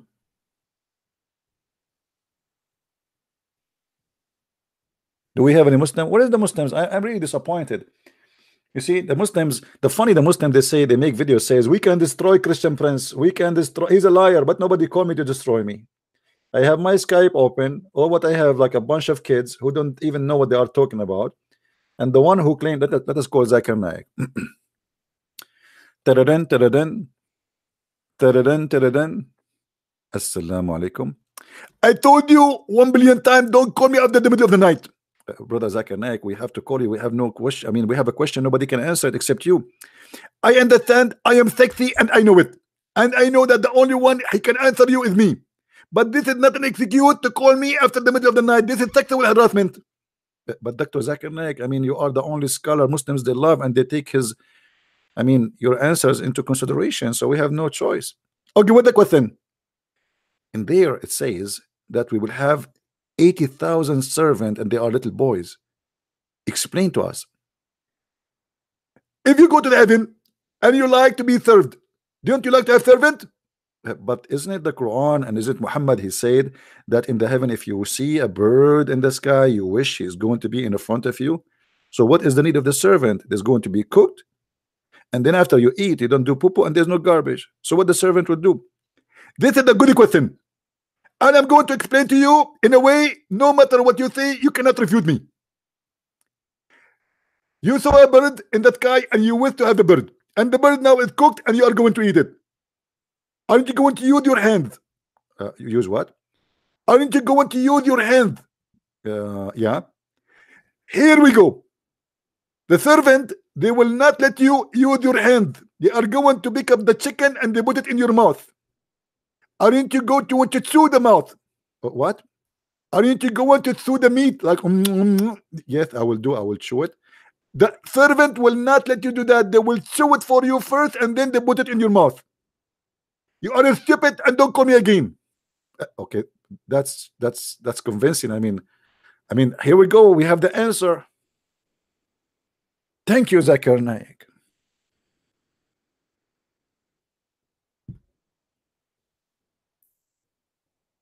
Have you ever heard of something absurd more than this? I wonder how. I wonder why.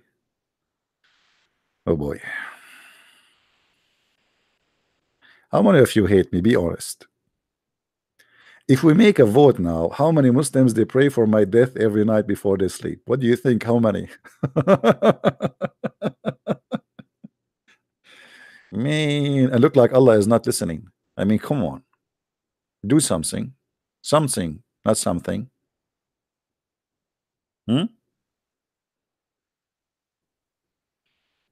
Once the Muslims in a chat room, they open a big chat room. Actually, what? Hold on.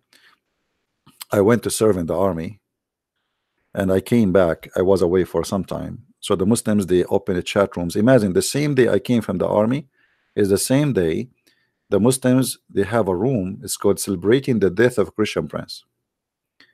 So that was in Paltalk program. I don't know if any of you know it. So I went to Paltalk and I spoke to the co-admin, like, you know, the company admins.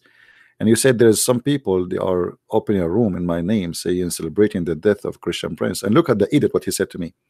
He said to me, are you saying you're alive?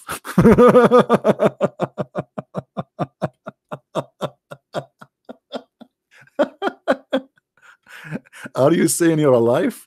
I said, what? Are you saying you're alive? I said, what do you think?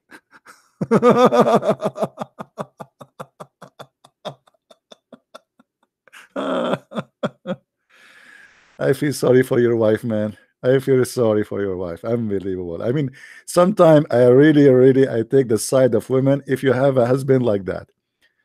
Anyway, let it go. Let it go. Do we have any Abdul in the bushes?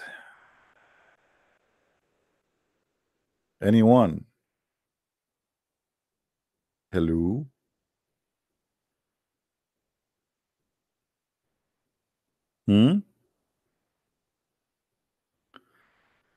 So look, for how long we are here, not a single Muslim knows who is Allah. They speak too much, they say nothing. It is a false religion, and there's nothing truthful about this cult. They take advantage of you that you don't speak Arabic. They take advantage of you that you do not know much.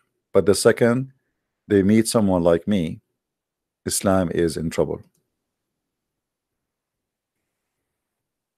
And surprisingly, by the way, most of people who buy my books are Muslims.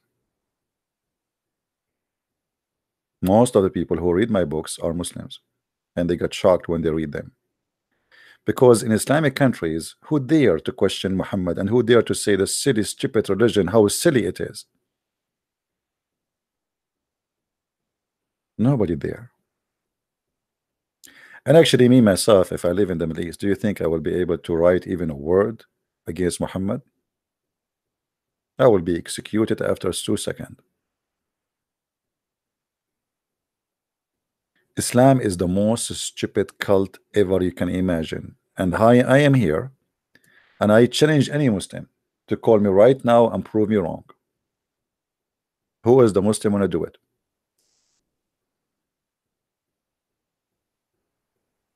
Who is a Muslim? He is proud about Allah and his religion, and he is willing to do it.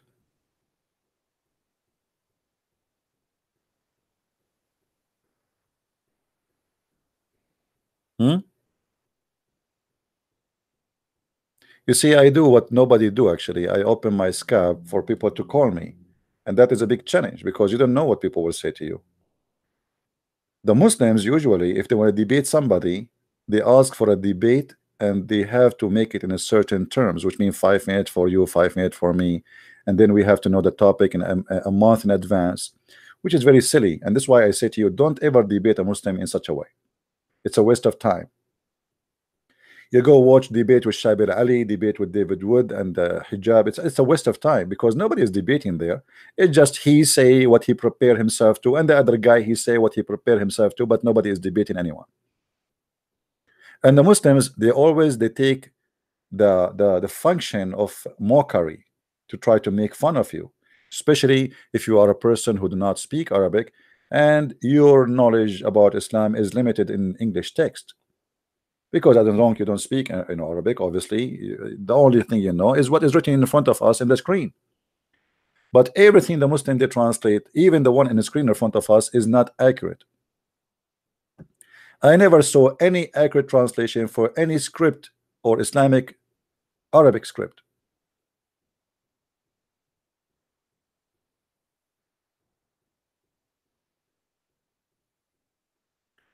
This is why what we do is very important, because we are the missing, let us say, what is missing, what is a weakness in your side of knowledge, we fix it. Because we break the Arabic for you, and we show you what is really it says there.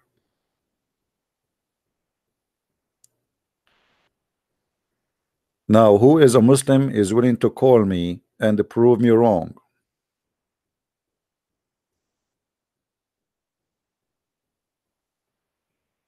Anyone? Any two? You can call a friend and call me, by the way.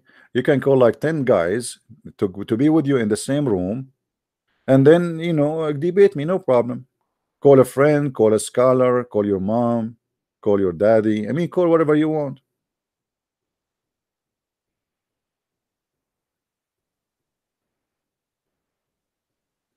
Anyone?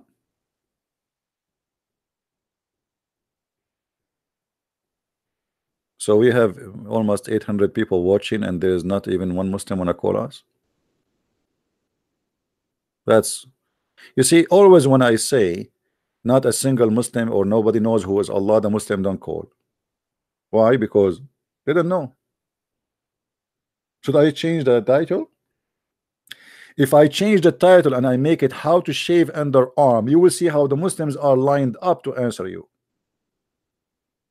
Guys, if you speak Arabic and you watch the Islamic TV, it is the most silly, stupid TV stations ever. A guy is waiting online for 20-30 minutes and he spent $200 to receive the answer how he can shave his underarm. Is it halal to use material made in kuffar land? Brother, it is halal if my wife she color her hair, some of it is red and some of it is yellow and some of it is blue. He want an answer from Allah. Those are the questions and the serious answers. I remember once when a Muslim woman she called the sheikh, and obviously she is a whore, she is making fun of them because the way she was talking, I mean, she is tempting them. I wish I have the recording. She said, Assalamu alaikum. My sister, she told me that each time, but she is saying it in a very like a very you know sexual way, that when I take off my clothes and I get naked in the front of the fish tank, the fish they start shaking, and the sheikh is listening, and the other guy next to him is listening, and they start drinking water and they are sweating, and and a sister, I think, and billah, sister, that those fish they have a genie and they are looking at your pure beautiful body, and sister, I advise you not to take your clothes in the front of the fish tank. And then she said, but this is the only room I have, what I will do. He said, and he start like thinking now, he's squeezing it like okay, what about you cover the fish tank with the blanket before you take off your clothes?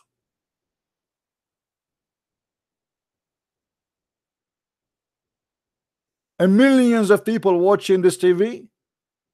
And what is the problem? The fish is shaking when she get naked, and so which means he's saying that those are fish, they have a genie and they are masturbating. So imagine, you can try that, by the way, in your home. If you are a female and you have fish tank, do that, and notice what will happen. This is true. Take off your clothes in the front of the fish tank and you will see how the fish will go crazy. Like the fish like, she's naked, Allahu Akbar, call your friends, and all the fish, they come from like from under the shells, from the inside the boxes, inside the fish tank, and everybody will be lined up in the window of the fish tank, and they are like, wow, look at this, man. She is taking off her bra. Allahu Akbar, look at this, and the fish is shaking like, and the water is boiling like going crazy, and then the sperm will come. This is Islam. This is why there's nations, they are in the moon and they are thinking now how to occupy the space, and those people, they are still thinking about what is halal and what is haram.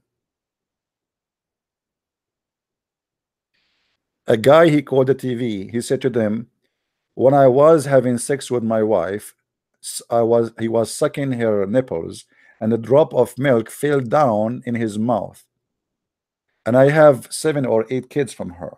So did she become my sister now? Now you might be wondering like what this guy is talking about. In Islam, they believe that if you suckle a woman, she became haram. Now the guy, he have sex with her 1,000 times, and he have many kids from her, and now some milk came in his mouth when he was doing, you know, and now she thinks she became his sister. This is the only religion worry about ice cream. Actually, there's a guy, he called the TV and he said to them, me and my fans say we made a mistake and we do not know if we still can marry each other. The guy, he said, what a mistake you did. He said, we ate ice cream, the same ice cream. Oh boy. I will never eat yogurt with my wife if I get married. Haram.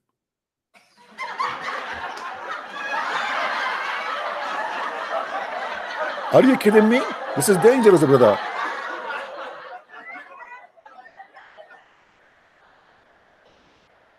Maybe you don't believe what I'm saying to you. Let me show you. The Muslims, they have missing verses in the Quran about breastfeeding for adult. Breastfeeding for adult.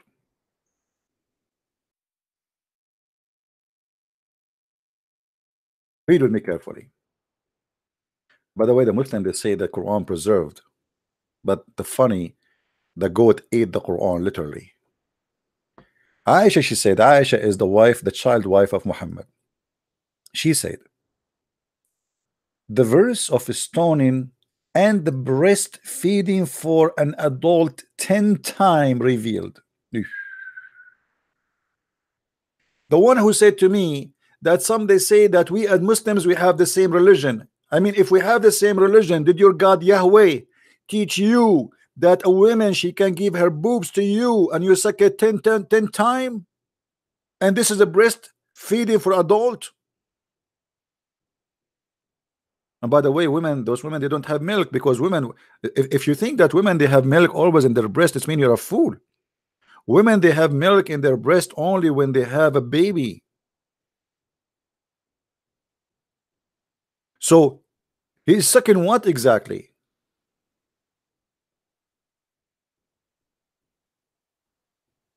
And then here it says that this verse is revealed by Allah.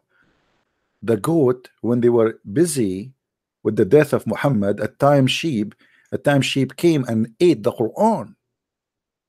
And by the way, until now, this, if you go to the FBI page in Saudi Arabia, they have a picture of the goat. It's until now wanted.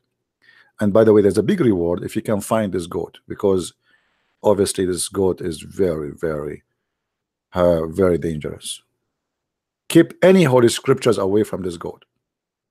The first thing this goat will do will eat your holy book, especially if it's Quran, because obviously she like Arabic and Arabic writing. You know, it's like delicious, not like Hebrew. And I mean, I feel sorry for you. Arabic writing is very tasty.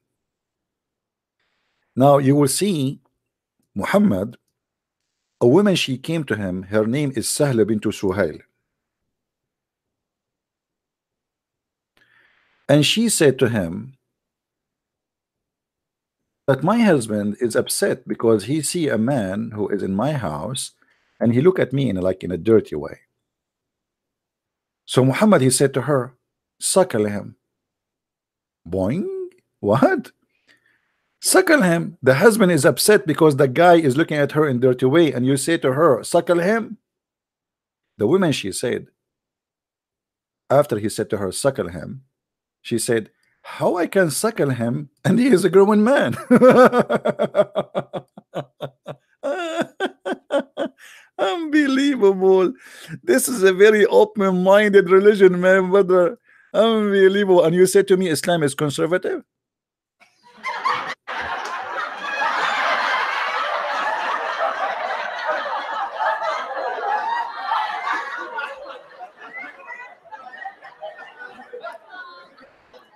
My brother, don't allow your wife to shake hands with any man. Don't allow your wife to speak to any man. It is haram. Brother, can my wife give her boobs to a stranger? Absolutely, brother, because the Prophet said you can do so, and this is halal. And look how conservative we are. Our women, they cannot show their face. They can show only their breast and their nipples, and you can suck them. Actually, I wish I have money. If I have money, I'm going to open a drive-through adult suckling fast food in Las Vegas. But sadly, nobody want to invest with me in such an amazing idea. What we need to do, we hire some believers who put their breast in a small window. And men, they drive through, beep, beep, they put the coins, and then the breast they come out. And then you start sucking the nipples 10 times. 10 times, by the way, not 10 times in the same time. No, it have to be in 10 different days, which means you pay one-time subscriptions for 10 times, and you have to come back 10 times. You cannot do it in once. You each time you suck until you are satisfied. I'm not going to explain to you exactly what does that mean. You are adult and you know what I'm talking about. Isn't it? This is amazing.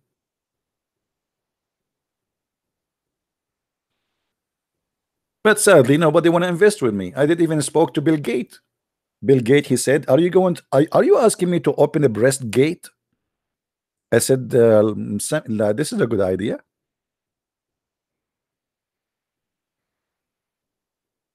I spoke to Steve Jobs. He said to me, "Are you asking me to open suckling job?" I said, "This is a good idea."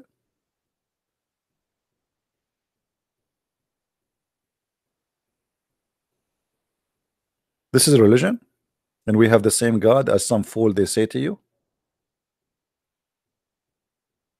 This is the God of the Jews, and this is the God of the Christian. Anyone who say to you we have the same God, he is a foolish man, my friend. He is serving the devil. He is speaking of two things: ignorance and deception.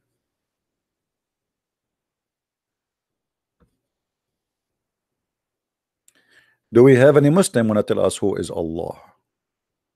Guys, be honest. Do you like this channel? How many of you like it? Nobody? Nobody. Nobody know. Nobody know. Nobody know. Nobody. Nobody. We ask them who's Allah. Nobody knows. Nobody knows. Nobody. Nobody know. Nobody know. Nobody knows. Nobody. Okay, if you like it, don't forget to subscribe and later unsubscribe. And thank you, by the way, for those who make donation.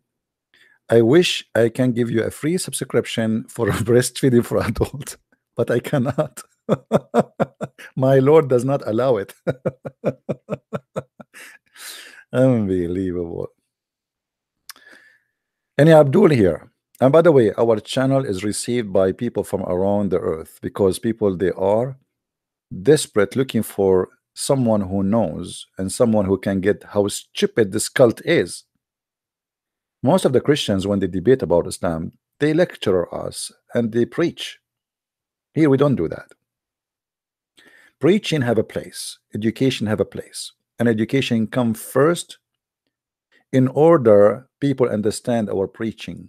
What Christians they do, they preach first, and the last to come is education. This is why we go to our churches and then we don't find answers in our churches from any church when you speak about Islam. If your church don't teach you, who's going to teach you? If your priest even he deceive you and he says to you, oh, Islam is Abrahamic, you're right. You see, one of the biggest trick or trap Muhammad he did, he used names which you approved, and that is to put the poison in the dish which you like. So I put the name of Abraham there, I put the name of Jesus there, I put the name of Mary there, to make you believe we are the same. But this is a big deception. The Messiah, he said, they come to you in the clothes of a sheep, but they are wolves. He will not come to you in the clothes of a wolf. He will say, here we go, we believe in Jesus, we believe in Mary, we believe in Moses, we believe in Aaron, we believe in Abraham, we believe we have the same God, in order to deceive you, my friend.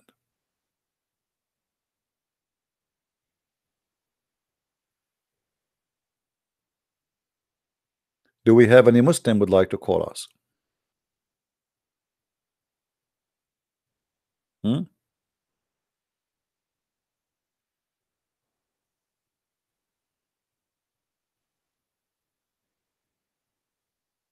Any Muslim?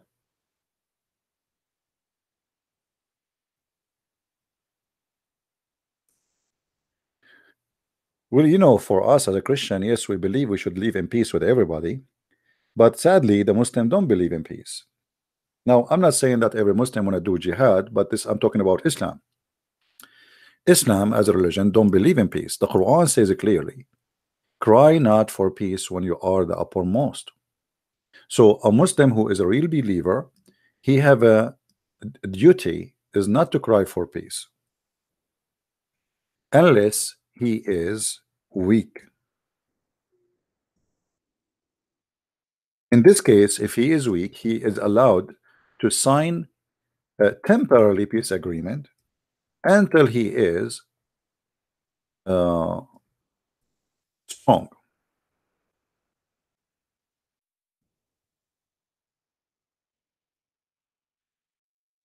This website is a stupid website.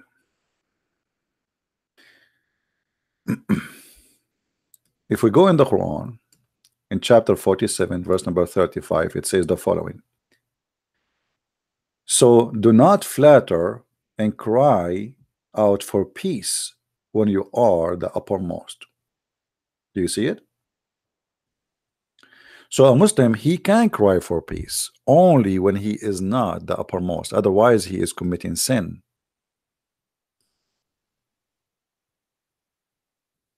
All right.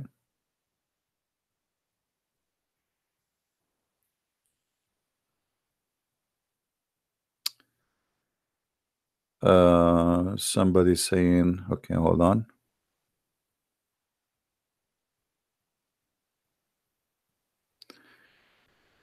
Yeah, somebody speaking about Saudi Arabia, and yeah, in Saudi Arabia they control the internet, absolutely. And but I don't know about YouTube, if she can, if a person can watch us from Saudi Arabia. I think they can, but mostly I think they use special, you know, they block certain channels and certain websites, so nobody will read and learn about Islam. But I think when it's come to YouTube, I think they can still watch YouTube, but maybe they cannot watch the live YouTube. As I know that live YouTube is forbidden in many countries. All right. It is forbidden in many countries. And even after it's not live no more, which means it's recorded and posted, unless somebody copy my video and post it again, then they can watch it. So what they can do, those who cannot watch me from Saudi Arabia live, they can go, like there's a channel, it's called the Christian Prince Debate. There's many people, they are copying my videos and they are downloading them and even adding subtitle, so they can watch there, you know. Yeah, we are taking call. Yeah, if anyone a call, they are welcome to call. But as you see, we don't see anyone. Do you see anyone calling? Nobody.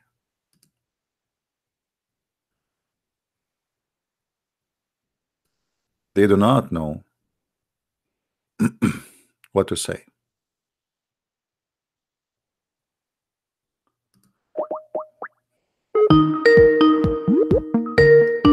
I'm calling Abdul, who keep calling me names.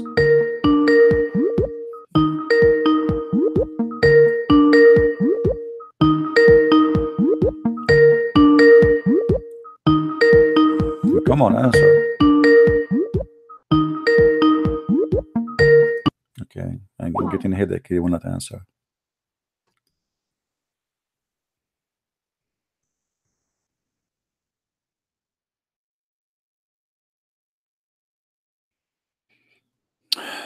I want to say thank you for those who are making donation. We appreciate your help and your support, and we love everybody here. Those who help by donation, those who help by copying the videos, and those who are there just here listening and sharing the video with others. What we do is very important, and the most important thing is to try to teach your children, your youth, because they are a target. Don't wait until your child come back home and he said to you, Mom, I want to be a Muslim, or I became a Muslim. That will be a very bad idea, because then it might be very late. Let them get the flu shot before they go and meet with others. You don't wait until your son get AIDS to explain to him what AIDS is.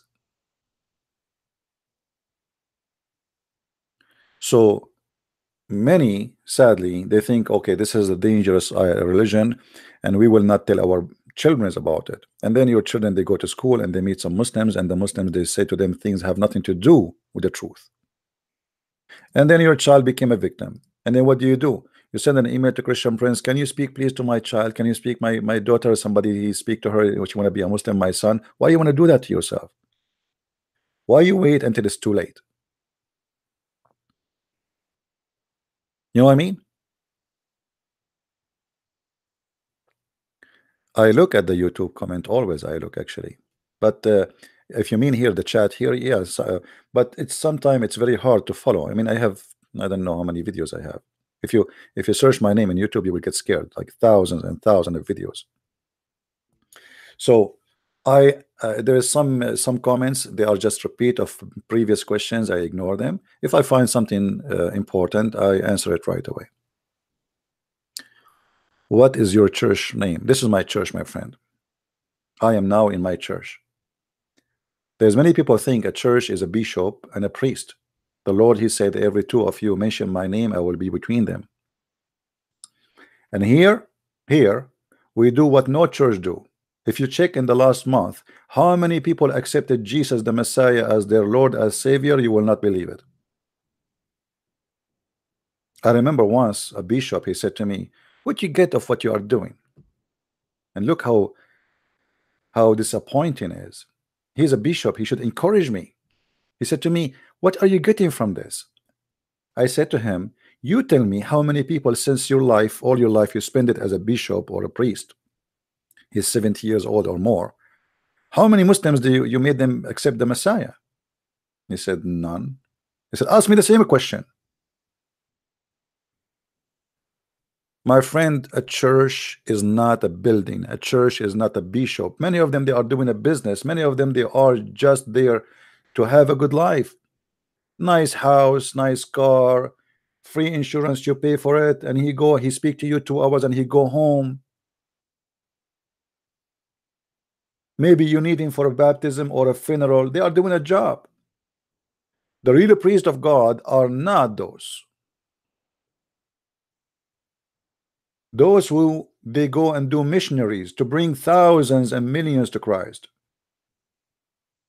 Not the one who wear a uniform or the one who collect a lot of money and put it in his pocket and he say, thank you for coming. See you next week.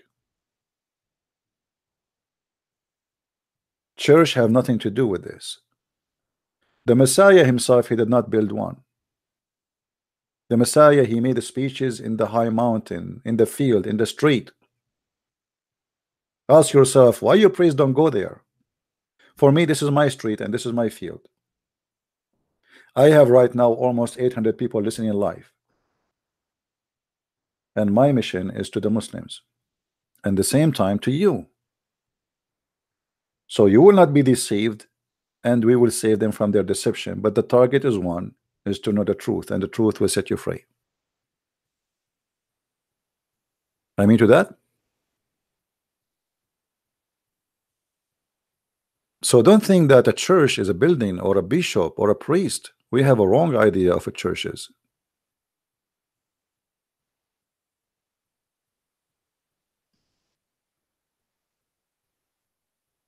Go and see how the apostle of the Messiah, what they were doing. They did not wait for people to come to them and to accept Jesus. We have apostles, they went all the way to India. We have ones who went to Africa. We have ones who went and they paid their life. They suffer a lot. They've been killed. They've been crucified. They've been cut to pieces. They've been fed to the animals. Your priest is sitting in his home, safe and nice and cozy, a lot of money. Even he don't even pay tax. He preached to you about giving to the poor, but he himself, he don't think about the poor. Otherwise, why he have a very fancy house? These days, people, they apply for a priest as a job. You go to search for a job, you will find there's a job for a priest. Since when a priest is a job?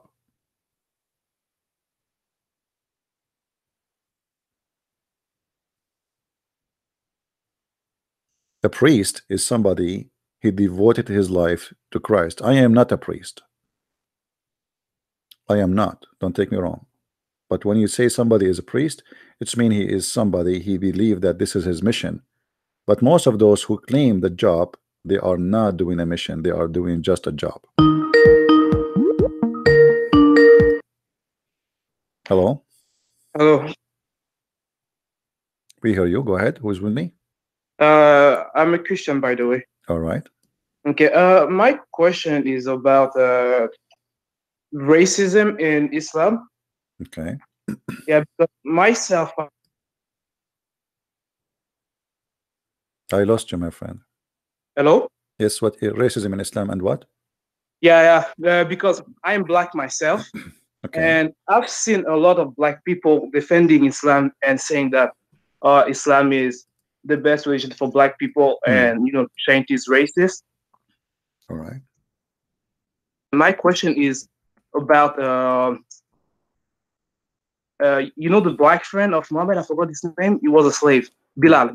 Yeah. And, Muslims usually like to say that Bilal was, Muhammad's friend, and Muhammad, freed him, and he had special privileges that all the Muslims didn't have. Can you debunk that? No problem, my friend. Thank you for calling. I will answer you. Okay, thank you.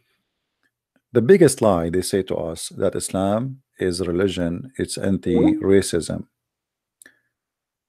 In the Quran, in chapter 3, verse 106, it says, وَيَوْمَ تَبْيَضُّ وُجُوهٌ وَتَسْوَدُّ وُجُوهٌ. The day faces will be white and faces will be blackened. Some Muslims, they try to fool you. They say this is metaphorical. This is absolutely not. If we go to chapter 27, verse number 82, it's speaking about a beast. It's called Al-Jassasa. Al-Jassasa is a beast will come from the ground according to Islam and is going to have the stick of Moses and the ring of cinnamon. وَإِذْ وَقَعَ الْقَوْلُ عَلَيْهِمْ أَخْرَجْنَا لَهُمْ دَابَّةً مِنَ الْأَرْضِ تُكَلِّمُهُمْ أَنَّ النَّاسَ كَانُوا بِآيَاتِنَا لَا يُوقِنُونَ. So this beast will come from the ground and is going to speak and will say Quran. But this beast have another duty to do. We have Sheikh Tala is calling. How are you, Sheikh Tala? Hello. Are you going to shout as usual? Or you will let me talk so we can talk together in the same time? I never shouted in my life. You really? You're the one. You see? really? You see? Okay. You see what you're doing? Okay, let me friend. finish. Okay, here we go. Now, my friend, did you hear? That's what you do. Did you hear the question for the previous caller about racism in Islam? Yes.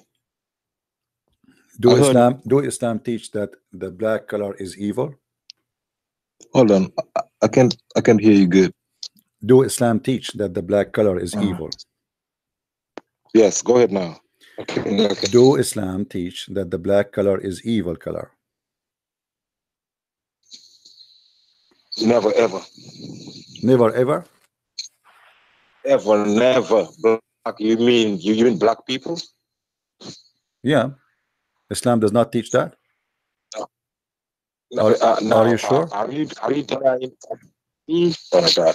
That's the problem. If you have many, my friend, if you have many applications open, please close them so we can hear you better. Okay. Yes. So that's what I'm trying to do. That's what I'm trying to do right now. All right. I got WhatsApp open. I got things open, YouTube. So I'm trying to close them.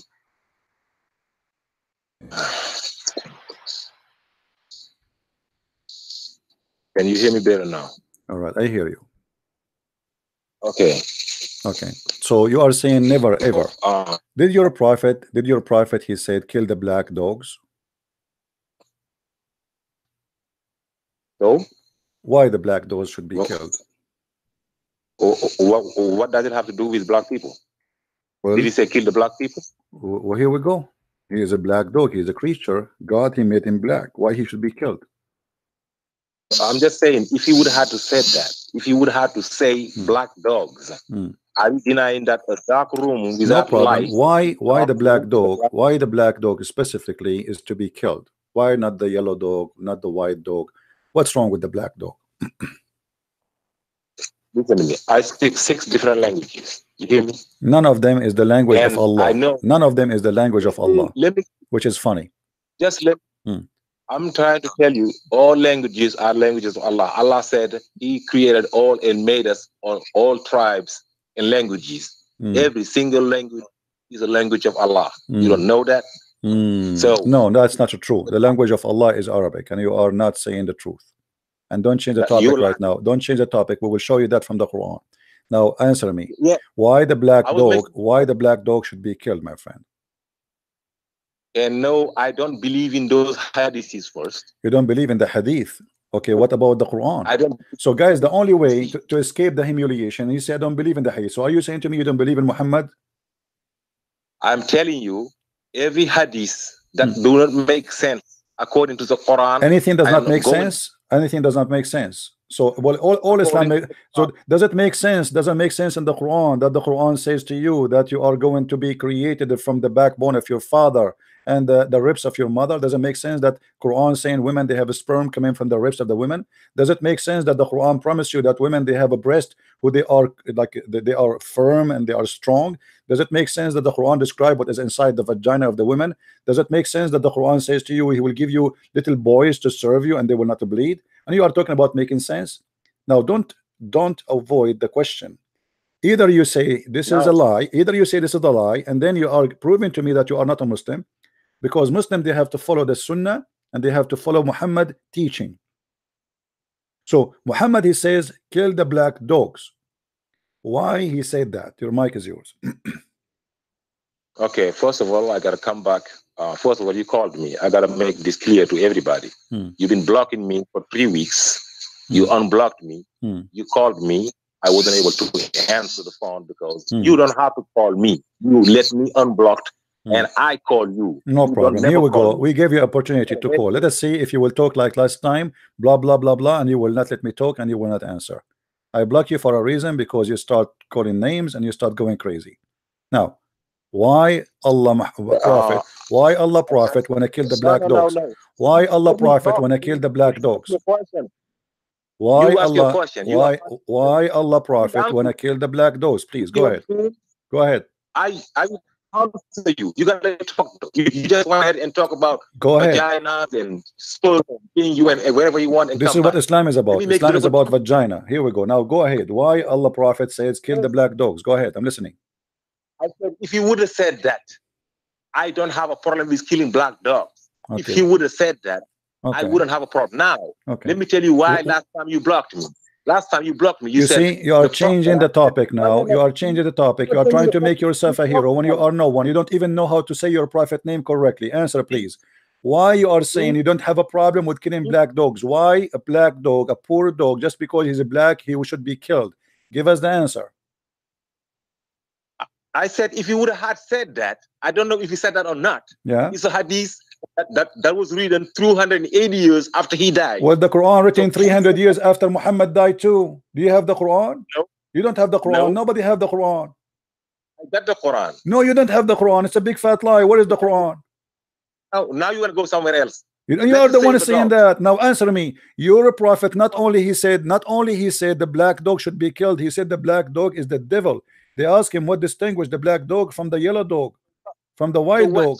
He said the black dog is the devil. Why your prophet think that the black dog is the devil? This guy talk about racism. Can you talk about racism? Why are you talking about black dogs? We go, okay, we are showing you that Muhammad he hate the black color, and now we go to racism. Here we go. This is a hadith from your prophet. He said that the black people are created to go to hell. Read the hadith with me. Read the hadith with me. Read the hadith. Read the hadith. Read the hadith. Read. You gotta let me talk. You see? Read the hadith. Go ahead. Let me talk first. No, you read the hadith first. You said to me, you just said to me, what does have to do with racism? So now I'm showing you racism. Here we go. You're a prophet. He said that Allah created the white from the right shoulder of. Shut up. You see, this is why I blocked you. You don't let me talk.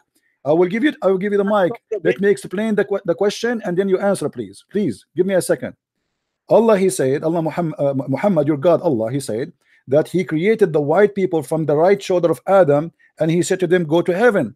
And he created the black people from the left shoulder of Adam, and he said to them, go to hell. Is that racism or not? And the hadith in the front of your eyes. Okay, I'm gonna answer you by Islam, by the Quran. First of all, you did not want to show the hadith saying, Muhammad saying that when he went to the in paradise, he heard somebody walking. He said he recognized. This is in the Quran. He recognized. This is in the Quran. Hold, see, let me finish. You said to me you're answering from the Quran. You said to me you're answering from the Quran. So show me where in the Quran it says he heard somebody. Go ahead. Now I'm telling you a hadith first. Okay. Hadith first. Okay. I'm telling you a hadith first. A hadith saying this guy who just talked about Bilal, right? Okay. Let me talk about Bilal. Muhammad said that when he went to paradise, Bilal entered paradise before him. Bilal was in paradise before him. Now, from the Quran, Allah saying the best among you. He never said the white. He never said the black. He never said the Indian. He never said the Japanese. He never said the Chinese. He said that's the most righteous. The best among you people is the most righteous, not the black guy. And on the last sermon of Muhammad, he said an Arab is no better than a black. Just to show you the hypocrisy, the last sermon of Muhammad, is it documented in Sahih Hadith? I'm just showing you. So you see, when he wants, it doesn't make sense, and when he wants, it doesn't make sense. Now let us go to the Quran. Does the Quran says in the judgment day Allah will make people black and white? Yes or no? If you burn, you become black. No, that's not the question. Does the Quran says that in the judgment day Allah will make people black and white, and the good ones are going to be white, and the bad ones Allah will make them black? Yes or no? No, he said they burn and become dark black. Charcoal is black. My friend, chapter 3, verse number 106. Read it for us. Yes. Read it. Is charcoal black? Read it. Read it. What charcoal? It says taswaddu wujuh, will be black. What charcoal? Where do you get the word? Listen, Abdul. Read the Quran. This is Quran. I'm not showing you even the hadith now. You're just a lying-ass guy trying to lie. Read in the front of your eyes. Does it say that Allah will make all the believers white and all disbelievers black? Yes or no? Yes. Just listen. I'm reading it. The day will come when some faces will be brightened, while other faces will be darkened with misery. So, bright and light, yes. They saying that dark, we're saying that. What's the problem? When the nights come, why Allah will make you black if you are a disbeliever, and will make you white if I am a believer? Why? Don't we have dark face? What dark face? Everybody got. What dark face? You said your face is dark and bright. That's what you're talking. We're talking about black and white here. You're talking about dark and bright. My friend, it says here black and white. There's no dark and there's no bright. This is a big fat lie. Do you want me to get you busted? Say yes. Go ahead. Okay. Go ahead. You're a liar. You quote for me and you said Ibn Kathir. So you agree with Ibn Kathir, right? I don't agree with anybody but the word of Allah. You don't agree with anybody because Ibn Kathir will get you busted. If we go right now, okay, hold on. What is interpretation you like? Give me one. What the interpretation of your choice you like, so I can show you and get you busted. If you finish, you let me talk. I am asking you what interpretation you like me to show you, so I can get you busted, please. I'm gonna let you let me talk first. I am asking you. This is my turn to talk. You spoke already. Now it is my turn to answer you and get you busted. I'm asking you, what is the interpretation for the Quran you approve, so I can get you busted? Let me speak. You stupid. Are you stupid or what? You just spoke already. It's my turn to answer you. I am going to show you that this is not about dark face. This is not about any of what you said. This is about Allah will make you black. Have you ever heard of a jassasa before? Allah said. Have you ever heard of a jassasa before? Abdul, have you ever heard of a jassasa before? Do you know what a jassasa is? See how kid you Do you know what a jassasa is? You see why I block you? Because you are a kid. You are stupid. You don't have even the courage. My friend, read with me. Read with me. Read with me. A jassasa. Shut up. Shut up. Your God in the Quran, he said Allah will send a beast. Allah will send a beast, and this beast will have the stick of Musa's. You see, guys? Are you gonna let me talk? You will go. Are you gonna let me Yeah, talk? I am reading for you. I'm showing you my reference. Can you shut up for a second? No. Can you shut up for a second so I can show you my reference? You said this is about dark face, right? This is not about dark face. This is about making you black and white. Stop lying. Let me show you the reference. Yeah. Is that fine with you? No. Is that fine with you? Is that fine with you? Here we go. The jassasa, the just shut up, man. Shut up. A jassasa. Unbelievable. Pick my reference. How about you pick my reference? Here in the reference in front of you. That this is the chapter 27, verse number 82 in the Quran. This is Quran, you idiot. This is Quran. The Quran, the verse we are talking about is explained in this verse. There is a beast like you will come and will have the stick of Musa and the ring of Solomon, and he will hit you in your face, and he will make a white spot. Read with me. Does it say white spot in the face? Read with me, Abdul. You want to find a way to block me again because you got a pressure from those people asking you to unblock me. And now my friend, let me tell you why I unblock you. Because we are desperately looking for a fool so we can laugh at. This is why you are here. And you prove that to us. I am asking you to talk. Explain to me what is in the screen. I will, yes. Just let me talk first. Okay, go ahead. Okay. Go ahead. Okay. First of all, I will come back to your question. First of all, you asking me which translation I want. I've been telling you 1,000,000 times the one I want. You never put it. Rashad Khalifa. You never want to put it. Give me Rashad Khalifa. You know. Give me Rashad Khalifa. Yeah. Give me Rashad Khalifa. Go ahead and get it. No, you get it. Give it to me. It's not in the website I'm using. Nobody uses because nobody accepts Rashad Khalifa. Hold on. Give me Rashad Khalifa. Is that Rashad Khalifa the one who deleted the Quran? He said the Quran is corrupt. Go ahead and pull it. Okay, my friend. Okay, hold on. Rashad Khalifa. Give me the interpretation for the Quran of Rashad Khalifa. Go ahead. I said, go ahead, just like you're doing on the other one. My friend, I don't have it. This guy is not a scholar. He's no one. Give me a link. I will put it on the screen. Give me. Go ahead. I just told you. What told me? What told me? What you told me, you idiot? What you told me? Who is Rashad Khalifa? Give me Rashad Khalifa. I will put it in the screen, and you will read for us so we can laugh together. Oh my goodness! Don't say, "Oh my goodness." Say, "Oh my Allah," please. Don't say my goodness. This is not an Islamic word. Say, oh my Allah. So now show me your Allah and give me the answer. When the Quran speak about the beast who will come with the stick of Musa's and will make you black and white, is your God Allah prophet is lying or he is saying the truth?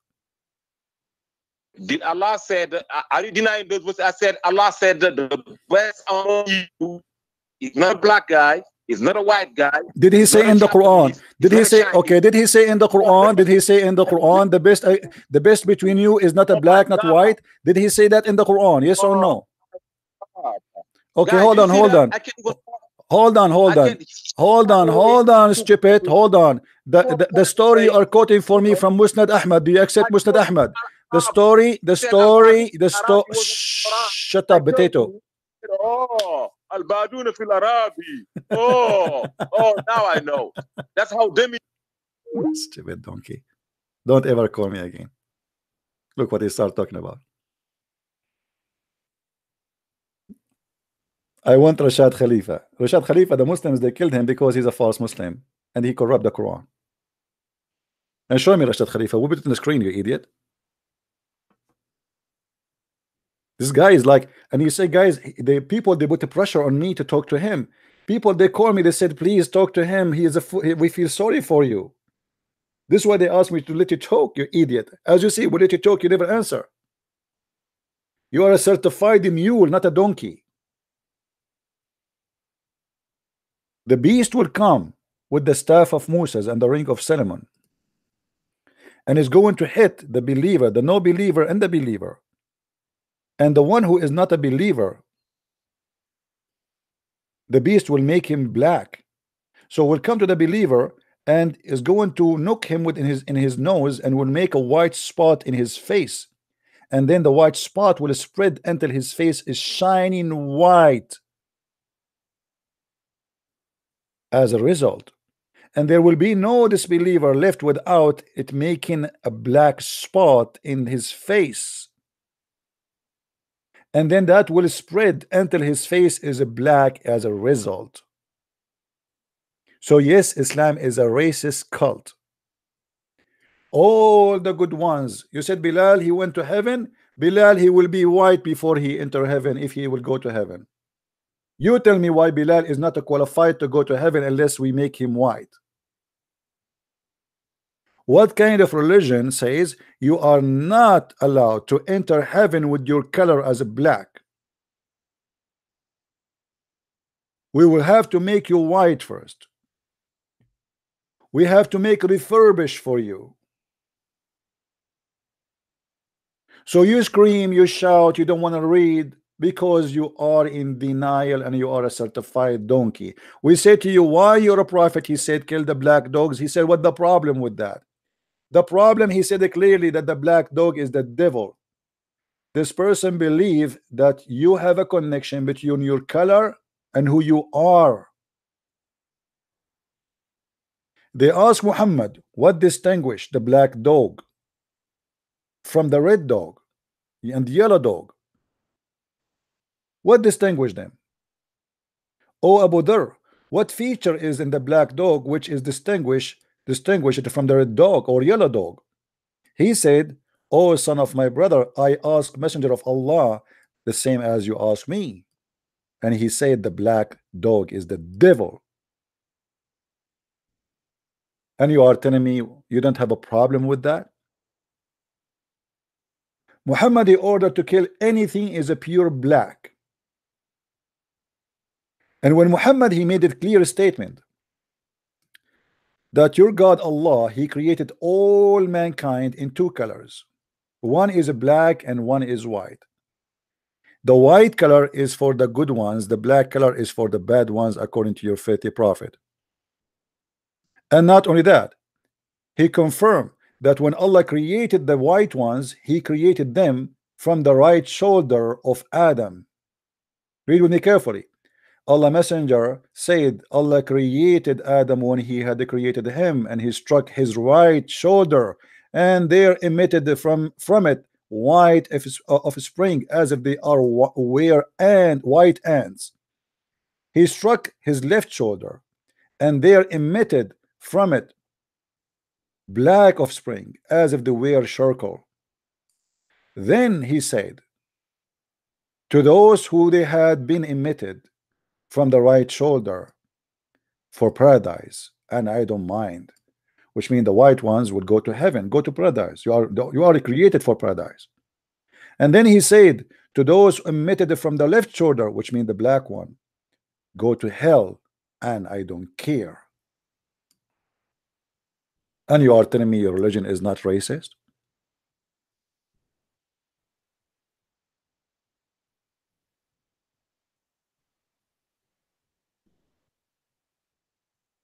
If you are calling to shout, but you don't want to read, who need you? And if you say to me, I believe only in a guy, his name is Rashad Khalifa, obviously you believe in Rashad Khalifa, but you don't believe in Muhammad. Rashad Khalifa, by the way, he say he is a messenger of Allah, so obviously you have a new messenger and you don't have Muhammad no more. Rashad Khalifa, he don't say that I'm just a Muslim. He say I am a messenger of Allah. And you're a prophet, he said there's no messenger after me. So simply you are a fake Muslim.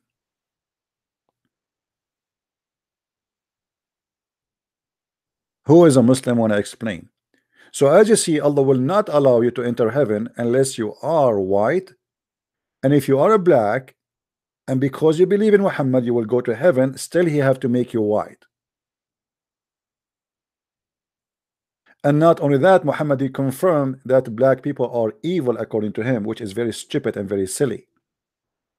Actually, Muhammad, he made fun of the look of the black people. He made fun of the black people, how they look like. He made fun of the look of the face of the black people. He made fun of even of the Asian, not only the black. He made fun of their look. Muhammad, he considered that the best of mankind is his people. This is why the Quran is made only in Arabic. The funny, this guy, he said to me that Allah, all languages belong to him. What languages? If you're Adam when he was born, supposedly, or let's say he's created, he said Alhamdulillah. Alhamdulillah. Is that Arabic for you, or this is a Persian?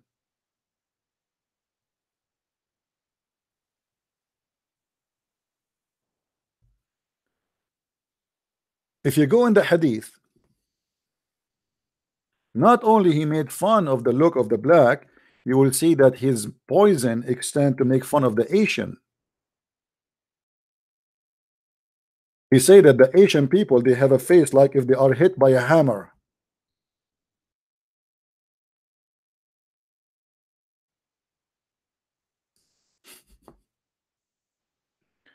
Faces like hammer shield.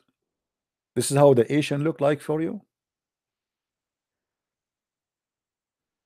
The last hour would not come until the Muslims fight the Turks, and the Turks are Asian. Don't look at the Turks today, they are blonde and etc. This is after they invade the Greek and they rape their women, so they have a blonde girls now. The Turk are pure Asian, who has those faces would be like hammered shield. What kind of a prophet he describe a face in like this? Their face is like a hammered shield. It's like saying to me they have a flat faces and the truck go over them.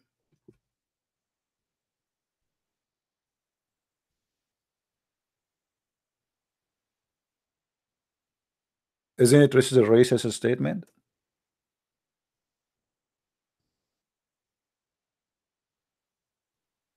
So when we show the Muslim that the Quran says Allah will make faces black and white, they say, oh, this is darken.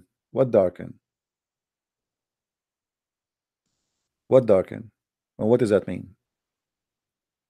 There it says here, the verse after it will get you busted right away.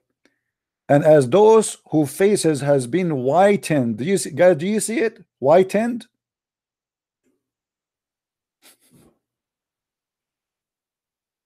Why I need to have a white face to go to heaven? And why you want to reward me with the white face? What's wrong with me having a black face and going to heaven? What is missing in my qualification?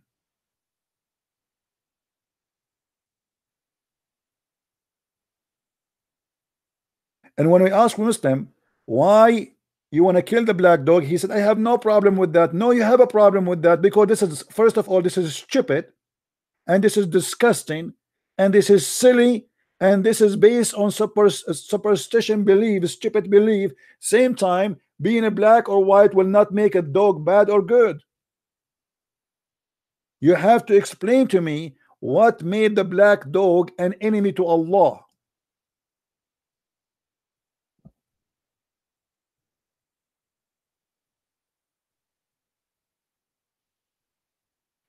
Even Shaitan, he is Ethiopian. Why he is not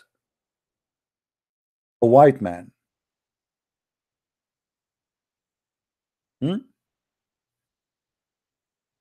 Let me show you the hadith. I will try to find it for you.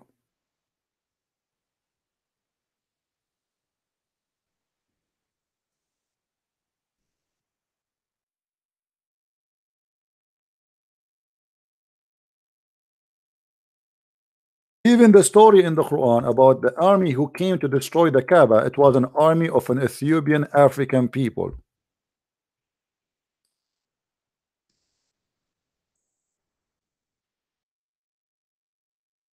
And look how Muhammad, he make fun of the look of the black people who are going to destroy the Kaaba.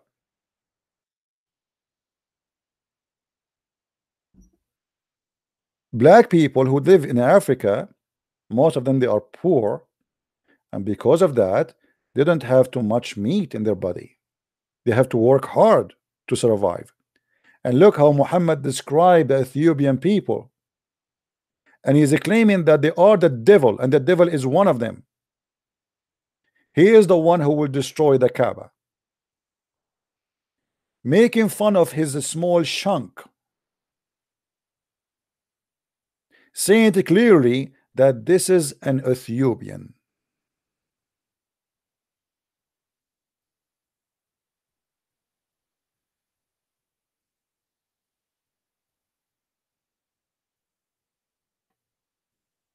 And you are saying to me Islam is not racism?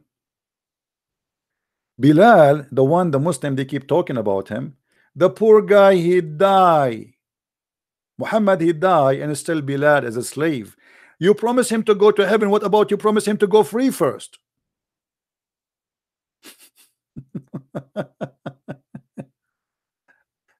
That right, guys?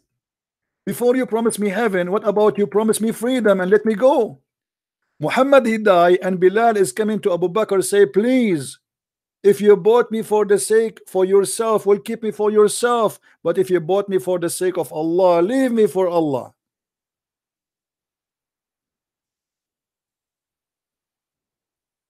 How many slaves, African slaves, your prophet he have?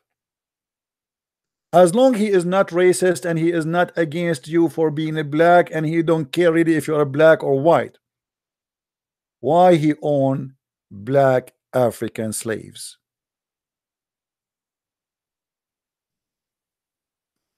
Here we go. Bilal believe in Allah. Let him go. Free him. The guy is desperately looking for a freedom. The best gift to give to a slave is to give him a freedom, not to promise him heaven. So what? I will be free in heaven now? Not now. For now I'm a slave.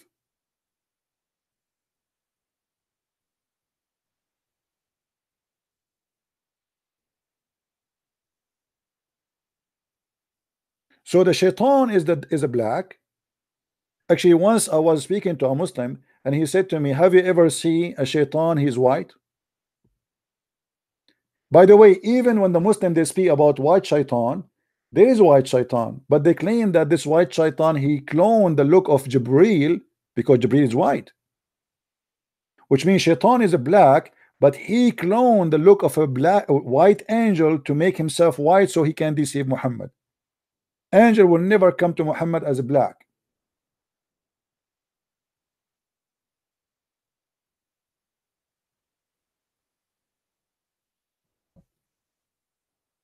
And the funny, you know, I post this in Facebook. Facebook, they send me a message saying this is not appropriate, and it is considered as a hateful speech. I am the one who is fighting them for believing that the black color is evil, and the stupid Facebook, they took my post down. The Muslim guy is the one saying to me, have you ever seen a black angel?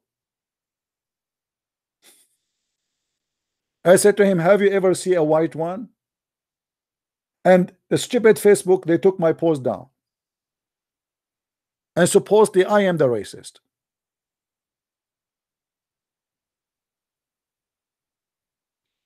The poor Bilal, he spent his life calling for prayer because he's a slave, not because he's a master.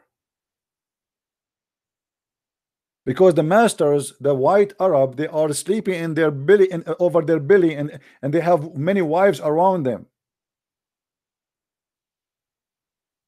Do you know that Muhammad, he forbid even his slaves from marrying without permission of their masters? And if you do so, your marriage is not valid, it's adultery. So Bilal, he cannot even have a wife.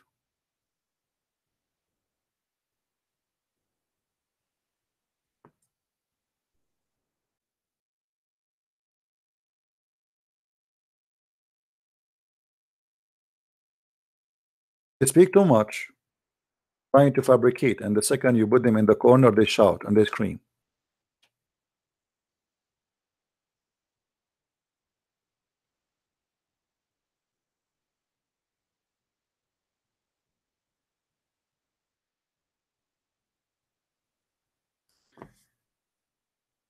If you read with me here, even Muhammad, he said in the Quran in chapter 3 verse 110, that the best of mankind are the Muslims. So now we have different level of racism. Muslim, they became one nation and they are the best nation, but what their duty is, the duty is to enslave everybody else. You with me carefully.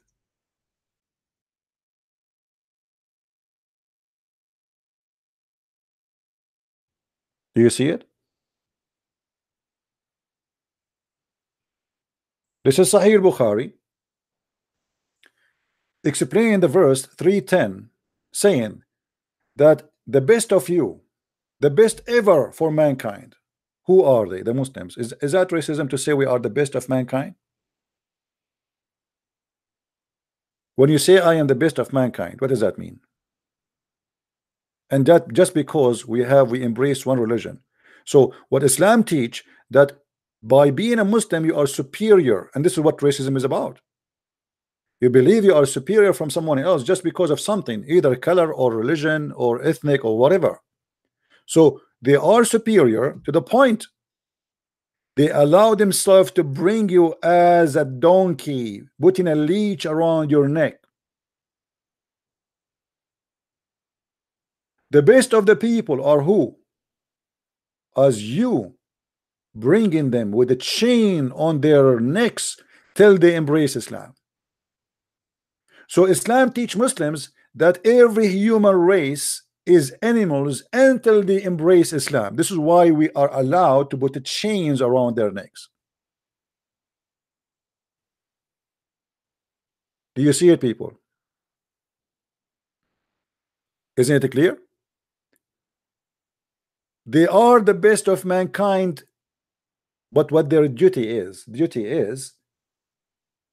to embrace Islam by bringing you with the chain around your neck. So a Muslim who claim that Islam is not a racist, that's a big fat lie, because Islam consider Muslims one nation. وَكُنْتُمْ خِيرَ أُمَّةٍ أُخْرَجَتْ لِلنَّاسِ. Ummah, a word mean nation. And this is what we see. You are the best nation for mankind. This translation here, the best peoples ever raised for the benefit of mankind. When you see the word benefit between two brackets, which is a fabrication, it doesn't say that on the Quran. You wonder, oh, benefit, huh? That sounds good. Maybe Muslims are in competition of doing benefit for us. No, my friend, they are in competition as bringing you as a slave, installing terror in your heart. Terrorism in Islam is a method to scare you and make you accept Islam, is not the target. The target is to terrify you and make you say to surrender. Terrorism is not the target. It is a tool.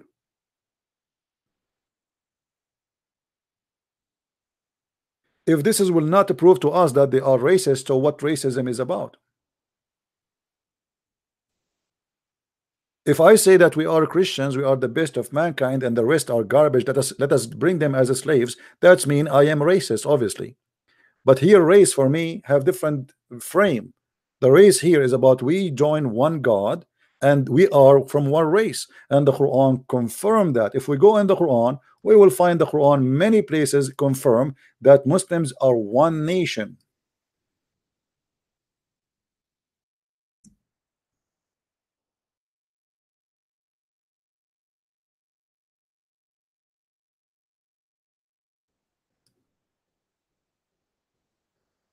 In the translation here, they use the word community, which is false. Let us change the translator. Let us see.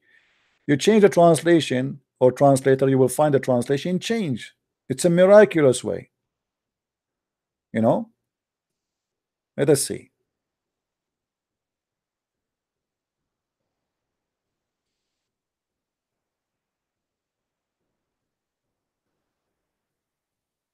You are the best nation ever brought forth to men.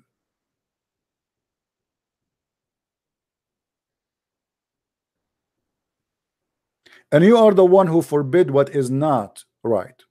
So the Muslims, they have a superior duty over all mankind because they are the only one mature and the only one knows what is right, what's wrong. And because of that, they allow themselves to fight you, to kill you, to enslave you, because you are just an animal. And actually the Quran says clearly that we are animals.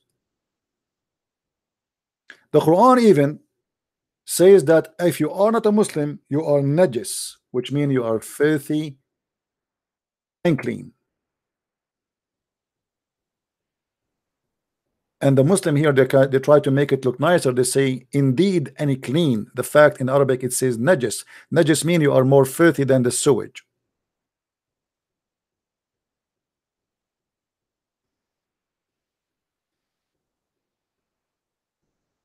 How many references we need to show the evil of this cult and their racism? Even Allah, he make fun of us and he say we are beast, and this is why we should be killed. Surely the worst beast in God's sight are those who are deaf and dumb and do not understand. So if you don't believe in Muhammad, you are a beast. We can shoot at you.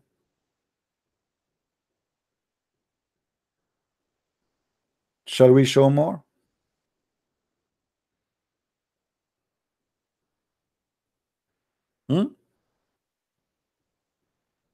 The verses is staggering in the Quran, speaking about how evil we are and why we should be killed. The unbelievers of the people of the book, which mean me and you as a Christians or Jews, and the idolaters shall be in fire of Jahannam, therein dwelling forever. They are the worst of creatures. So Islam is a religion teach that Muslims are the best of a creation of Allah, and Allah is a stupid God. He created the worst of a creation, and that's us. Do you see it? Sharul Baliya, actually here, by the way, the worst creatures is not even correct translation. In Arabic it says Sharul Baliya, the most evil creatures exist, not the worst, the most evil. All of this just because we don't believe in Muhammad.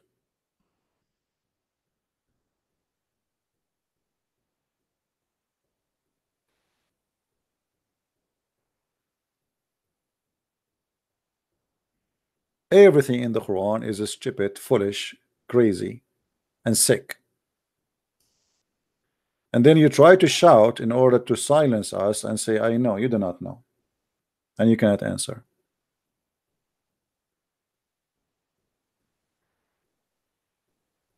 The second you see a man saying that the black dog is the devil, you should know immediately that this guy, he have a mental illness and he have a phobia from black color.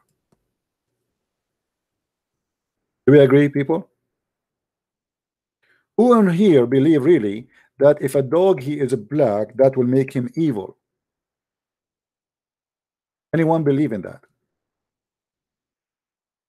If Muhammad is a true prophet, how he come to us such a stupid teaching that the black dog is the devil? When we say the devil, it means he's Satan. How in the world,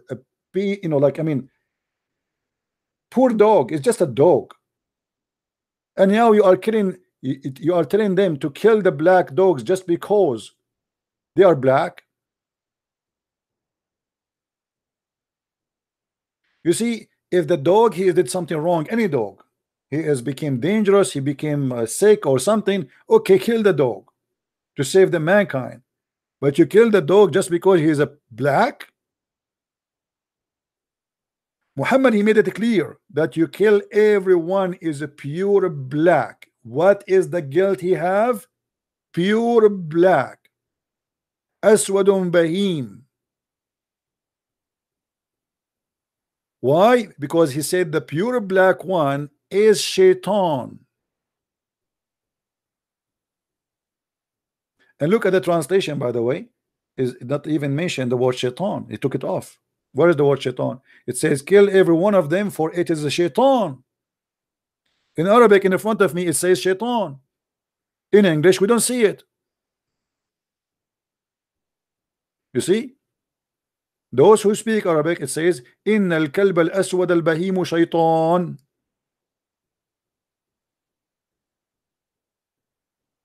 The black dog, pure black dog, is shaitan. Why? I challenge any Muslim to tell me why. This is not about dogs. Dogs are creatures like us. And if we judge a creature by his color, this is nothing but demonic, satanic teaching.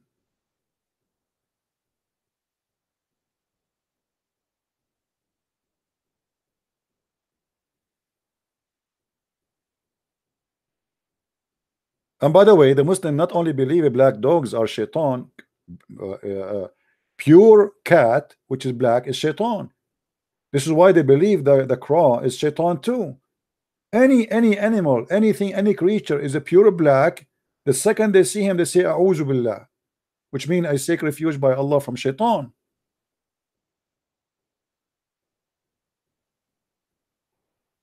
Kill everyone which is a black. Do you see it in front of you? Muhammad in general, he hate dogs, but the black dog, it's a must to die.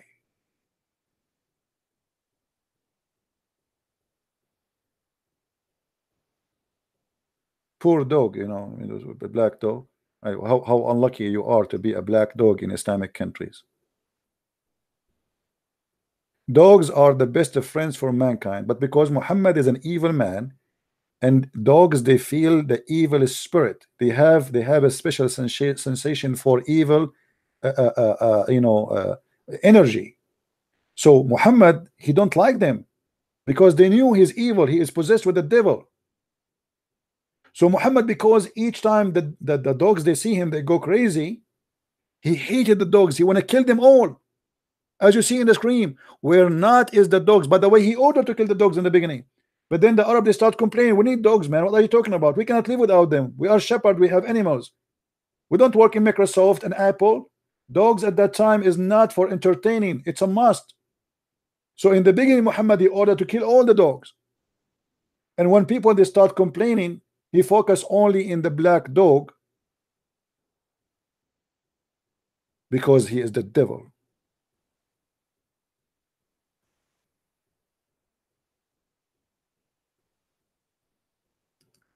And then when we show them that the Quran make it clear that in the day of judgment Allah will make all believers white and black, the believers white and the disbelievers black. You tell me, if this is not racism, this is what?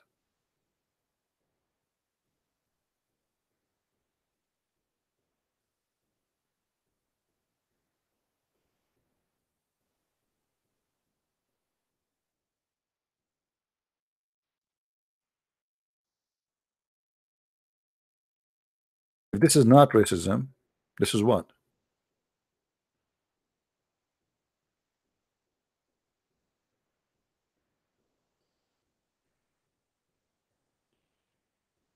I met black people, they are 10,000 times better than my own family. What being black have to do with being bad or disgusting? I have a neighbor once, I left my garage open by mistake. I thought I closed it. I came back, I found him having a chair in front of my house for 2 hours in the cold, sitting to guard my garage. I said to him, why you don't push the bomb, close the garage? He said, I was afraid somebody will say he get in.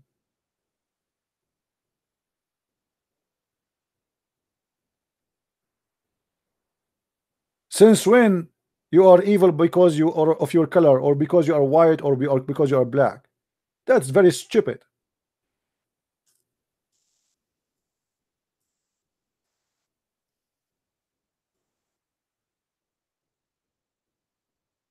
That's very stupid, and that's very disgusting. If you go and read in the hadith, you will find how many times the Muslims speaking about how white Muhammad is.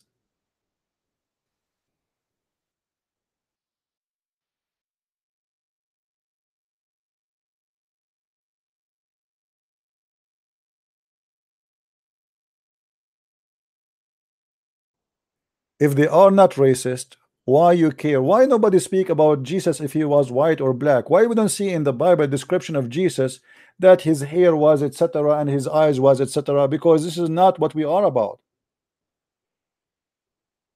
If my Lord the Messiah, he came to us in a form or in the look of a black man, still he is my Lord. If he came to me in a form of an Asian person, he is my Lord. If he is white, he is my Lord. Muhammad, he have to be white person. And the Muslims, they have tons of a story about how white he is. He is white and he wear white clothes. There's a video on YouTube about the description of the Prophet. If you remember the video, I wish I can play it for you, but Muslims will flag me for copyright. The guy was saying, a guy, he came and he saw the Prophet and he saw the moon and he looked at the Prophet and he looked at the moon and he looked at the Prophet and he looked at the moon and he looked at the Prophet and he looked at the moon, and the Prophet was whiter than the moon. Go watch it.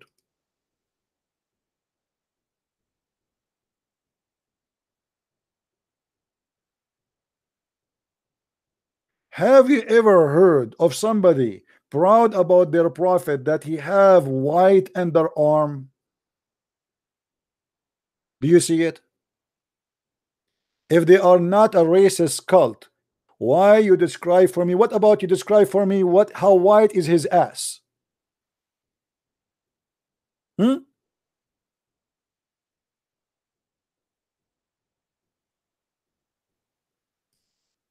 Why we need? He is a prophet or he is doing the striptease club?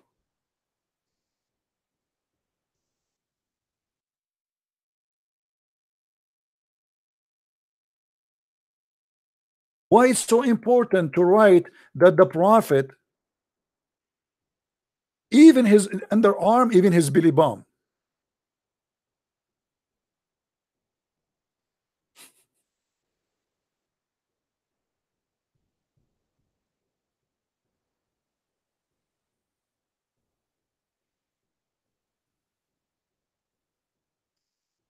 Madness and stupidity. The prophet, he left his hand up and I saw how white it is under his arm. Brother, our prophet not like anyone. His underarm is white. Please write down there, so our generations to come to know that the prophet, he have white underarm, and that will make us a better believers.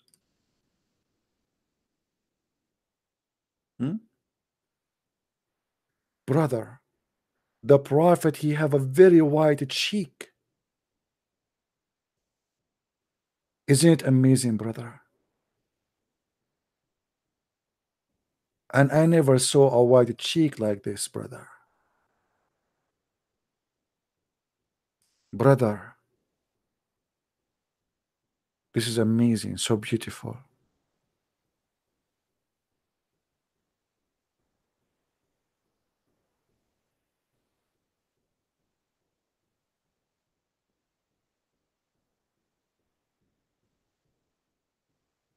If you people are not racist, why you are describing this whiteness? That's mean what is considered in Islam. I want you to show me one place where a black person described according to Islam as a beautiful person. Who want to do that to me? We know what Muhammad, he said about the black people, how they look like, raising head. Huh? You're a prophet, he said, raising head.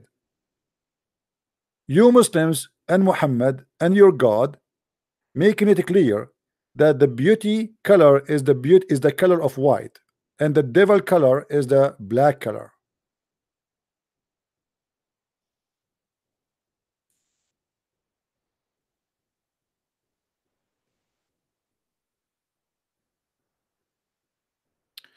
We go back to zero. Who is a Muslim? Wanna tell me who is Allah? Until now we get no answer. Any Muslim? By the way, there's a lot of beautiful women who they are black and they are really very beautiful. I mean, they can beat white women easy in beauty. So since when beauty have to do with color? Same time, we are talking about religion, and religion should not teach that the beauty is about how high you are, how skinny you are, how what you are, white or black. God, He created us, all of us. We are His children.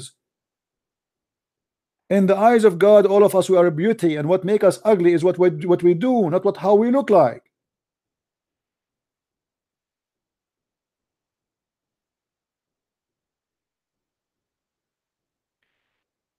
Maybe a human being, he have his own way to describe beauty, which sometimes stupid.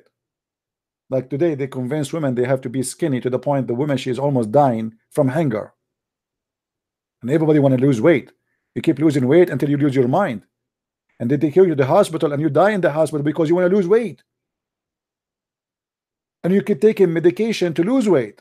And then you find that you have a liver failure, you have a heart failure. Just because you want to make somebody see you beautiful, which is stupid. The one who don't like to see you the way you are, he will leave you as soon as he sees someone else more beautiful. If a man, he want to marry you or want to be with you because you have big breast, tomorrow he will see a cow and he will move to the cow, he will leave you. So what we do, we make a surgery for our breast. And by the way, in case you do not know, Muhammad, his God himself, he did the improvement surgery. You remember? Do you remember the story? Muhammad in the Quran, it says that Allah, He made a surgery for him to expand his breast.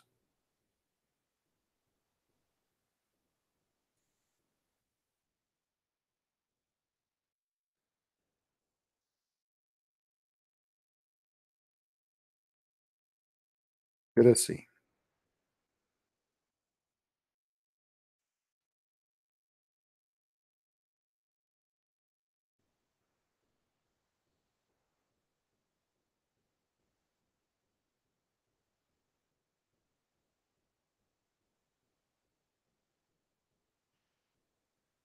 Let us see here.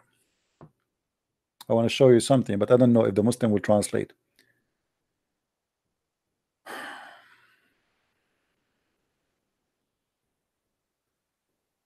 You see, in English, I don't find the word black. It's gone.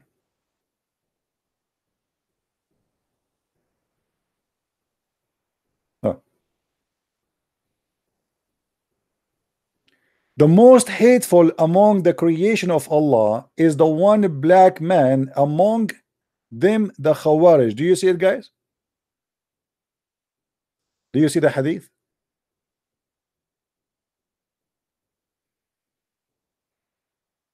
Is it coming to you clear on the screen? Who is the most hateful person?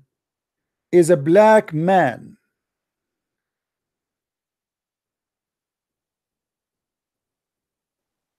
Actually, I'm surprised that the translation did not hide the word black, because I was expecting them to hide it. I challenge any Muslim to tell me why he is mentioning in the color. I mean, okay, maybe there's a guy, he's a bad guy. Why he is saying that he is a black man? And by the way, here the word Khawarij, it doesn't say that. There's no such a thing in between two brackets. That's why it's between two brackets. So the most hateful person to Allah is a black man.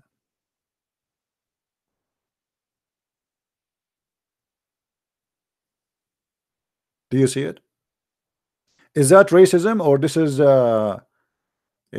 know, what they will say now?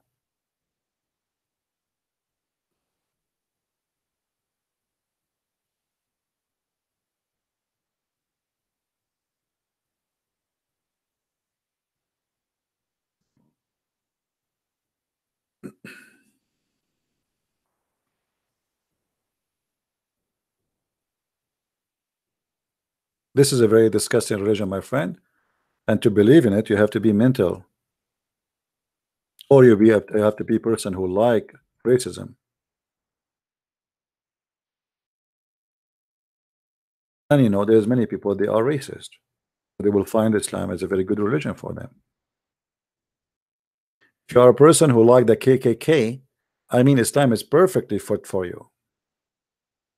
There we go.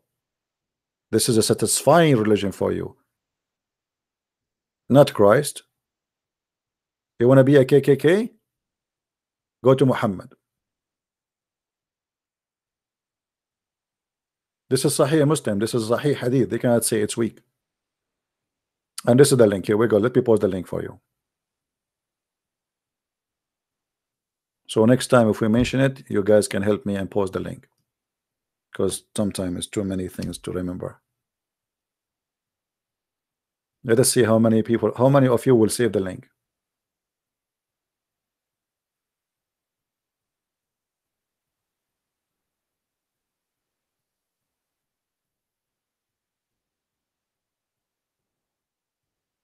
Any Muslim? Liar? Guys, I'm showing it in the screen. He said to me, liar. Do you believe it? Isn't it this is your website? Isn't it this is your in translation? Isn't it this your prophet? And I am liar? I mean, you show it to them from their website. They are the one who made the translation. They are the one who preserved the story. They are the one who print the story. They are the one who collect the story, and then they accuse us to be liars. And even we post the link for them from their Islamic website, and yet you are a liar. They go in denial and madness because they are ashamed of their false prophet.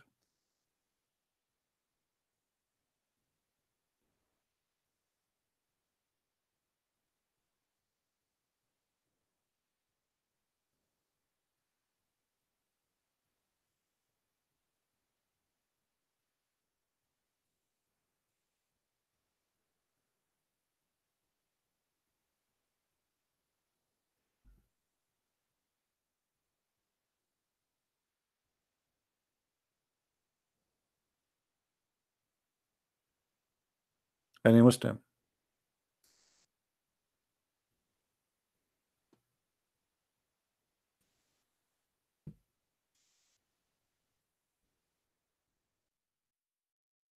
You can call me if you are a Muslim. If you are not, please don't.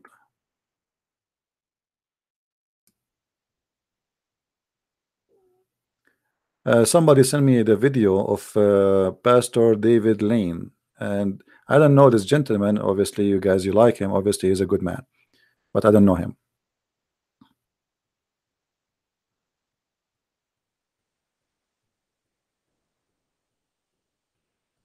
If he is good, he is good.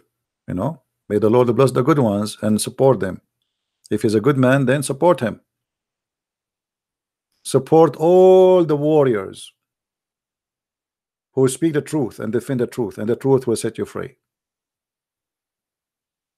I don't know him, but you know him, so you know I trust your words. And maybe he do not even know me too, you know, but both of us, maybe we are doing the same work, right? Always support. There's no need to ask if it's good to support the good ones. The good ones should be supported immediately. From their fruits you shall know them, my friend. A person who giveth from his day, from his life, from his time, even he risk his life to speak, to defend the truth, he should be supported. This is not a question. He is doing your work and my work.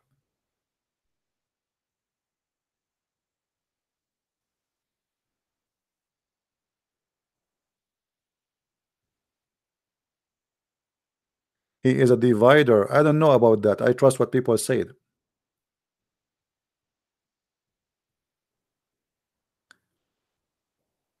Do we have any Muslim would like to call?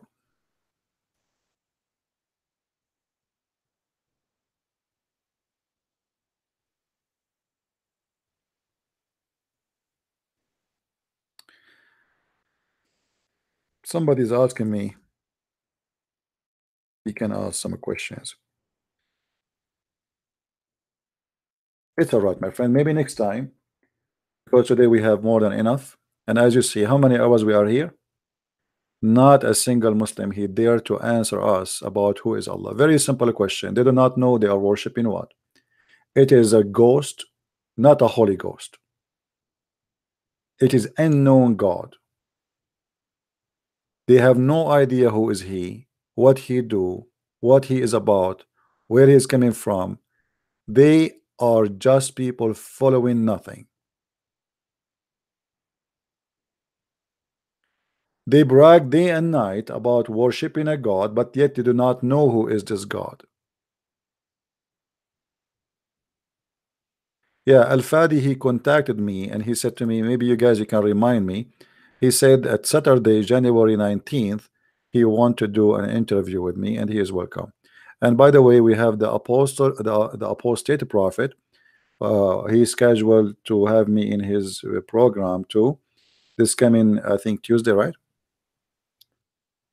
I think Tuesday.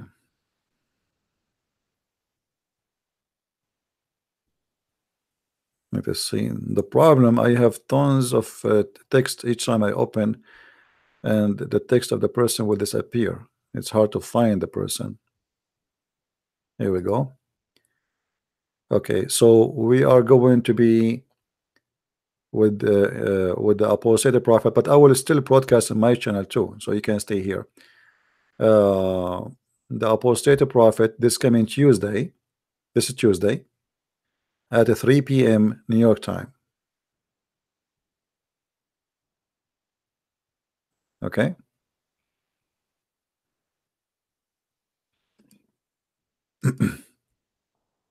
Now, to be honest with you, I don't like this kind of like interview. If when I talk about me, I will not like it. I talk about Islam, not about me. Me is not important. I am no one. You know, sometimes they ask me like, oh, why you became doing this and why. I don't like those things, because simply there is no point. You will learn nothing from it. Why? Because I am a person who defends the truth. How I do it? This is how I do it.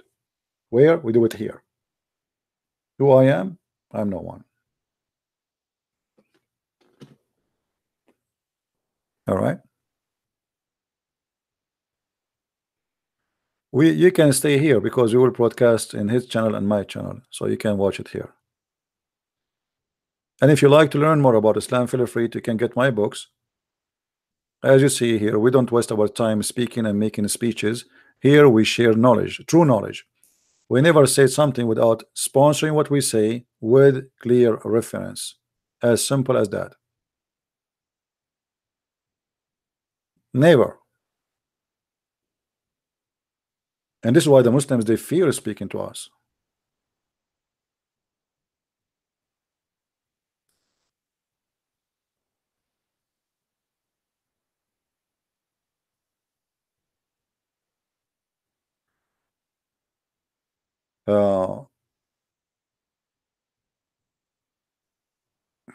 Somebody is asking me to speak in private. I don't really speak in private, and I don't prefer.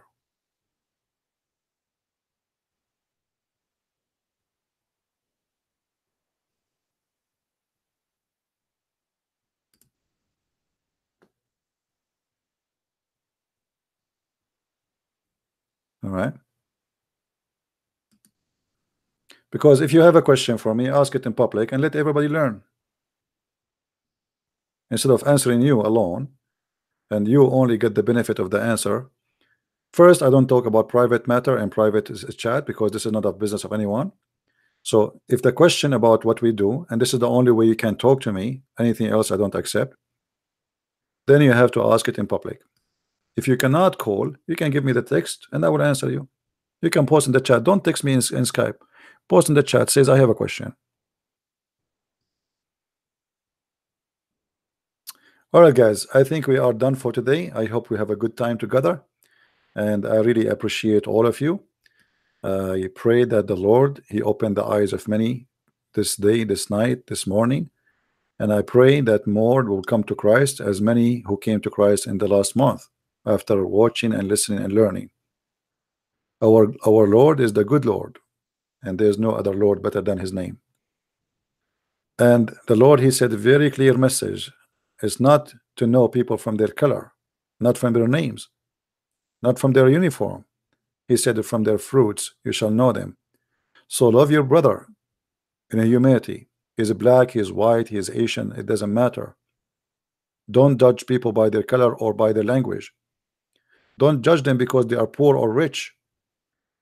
See the fruits, my friend, and the fruits is what the Lord he care for. Don't ever fool yourself and believe that somebody can be judged just because he is shorter, or someone he is taller, or someone is handsome and someone is not handsome. That is the foolishness of mankind. Even these days, people get married just because of a look, and then they get screwed later because they found what they looking for is not there. The beauty disappeared after the first day, became normal. They are used to it. It is 1,000 times better to marry someone maybe people don't think he or she don't look good, from marrying someone look good but he's evil. The look is deceiving. The fruit is what we care for. So you choose in your life. You follow who? I follow the Messiah, for he is the God of the good fruits, not the God of lust, of madness and lying and corruption. One word, one sentence from Christ is enough for me to guide me in my lifetime. From their fruits you shall know them. And I will see you soon again. May the Lord bless you. Christ is Lord and Islam is false. Thank you and see you soon. Bye-bye.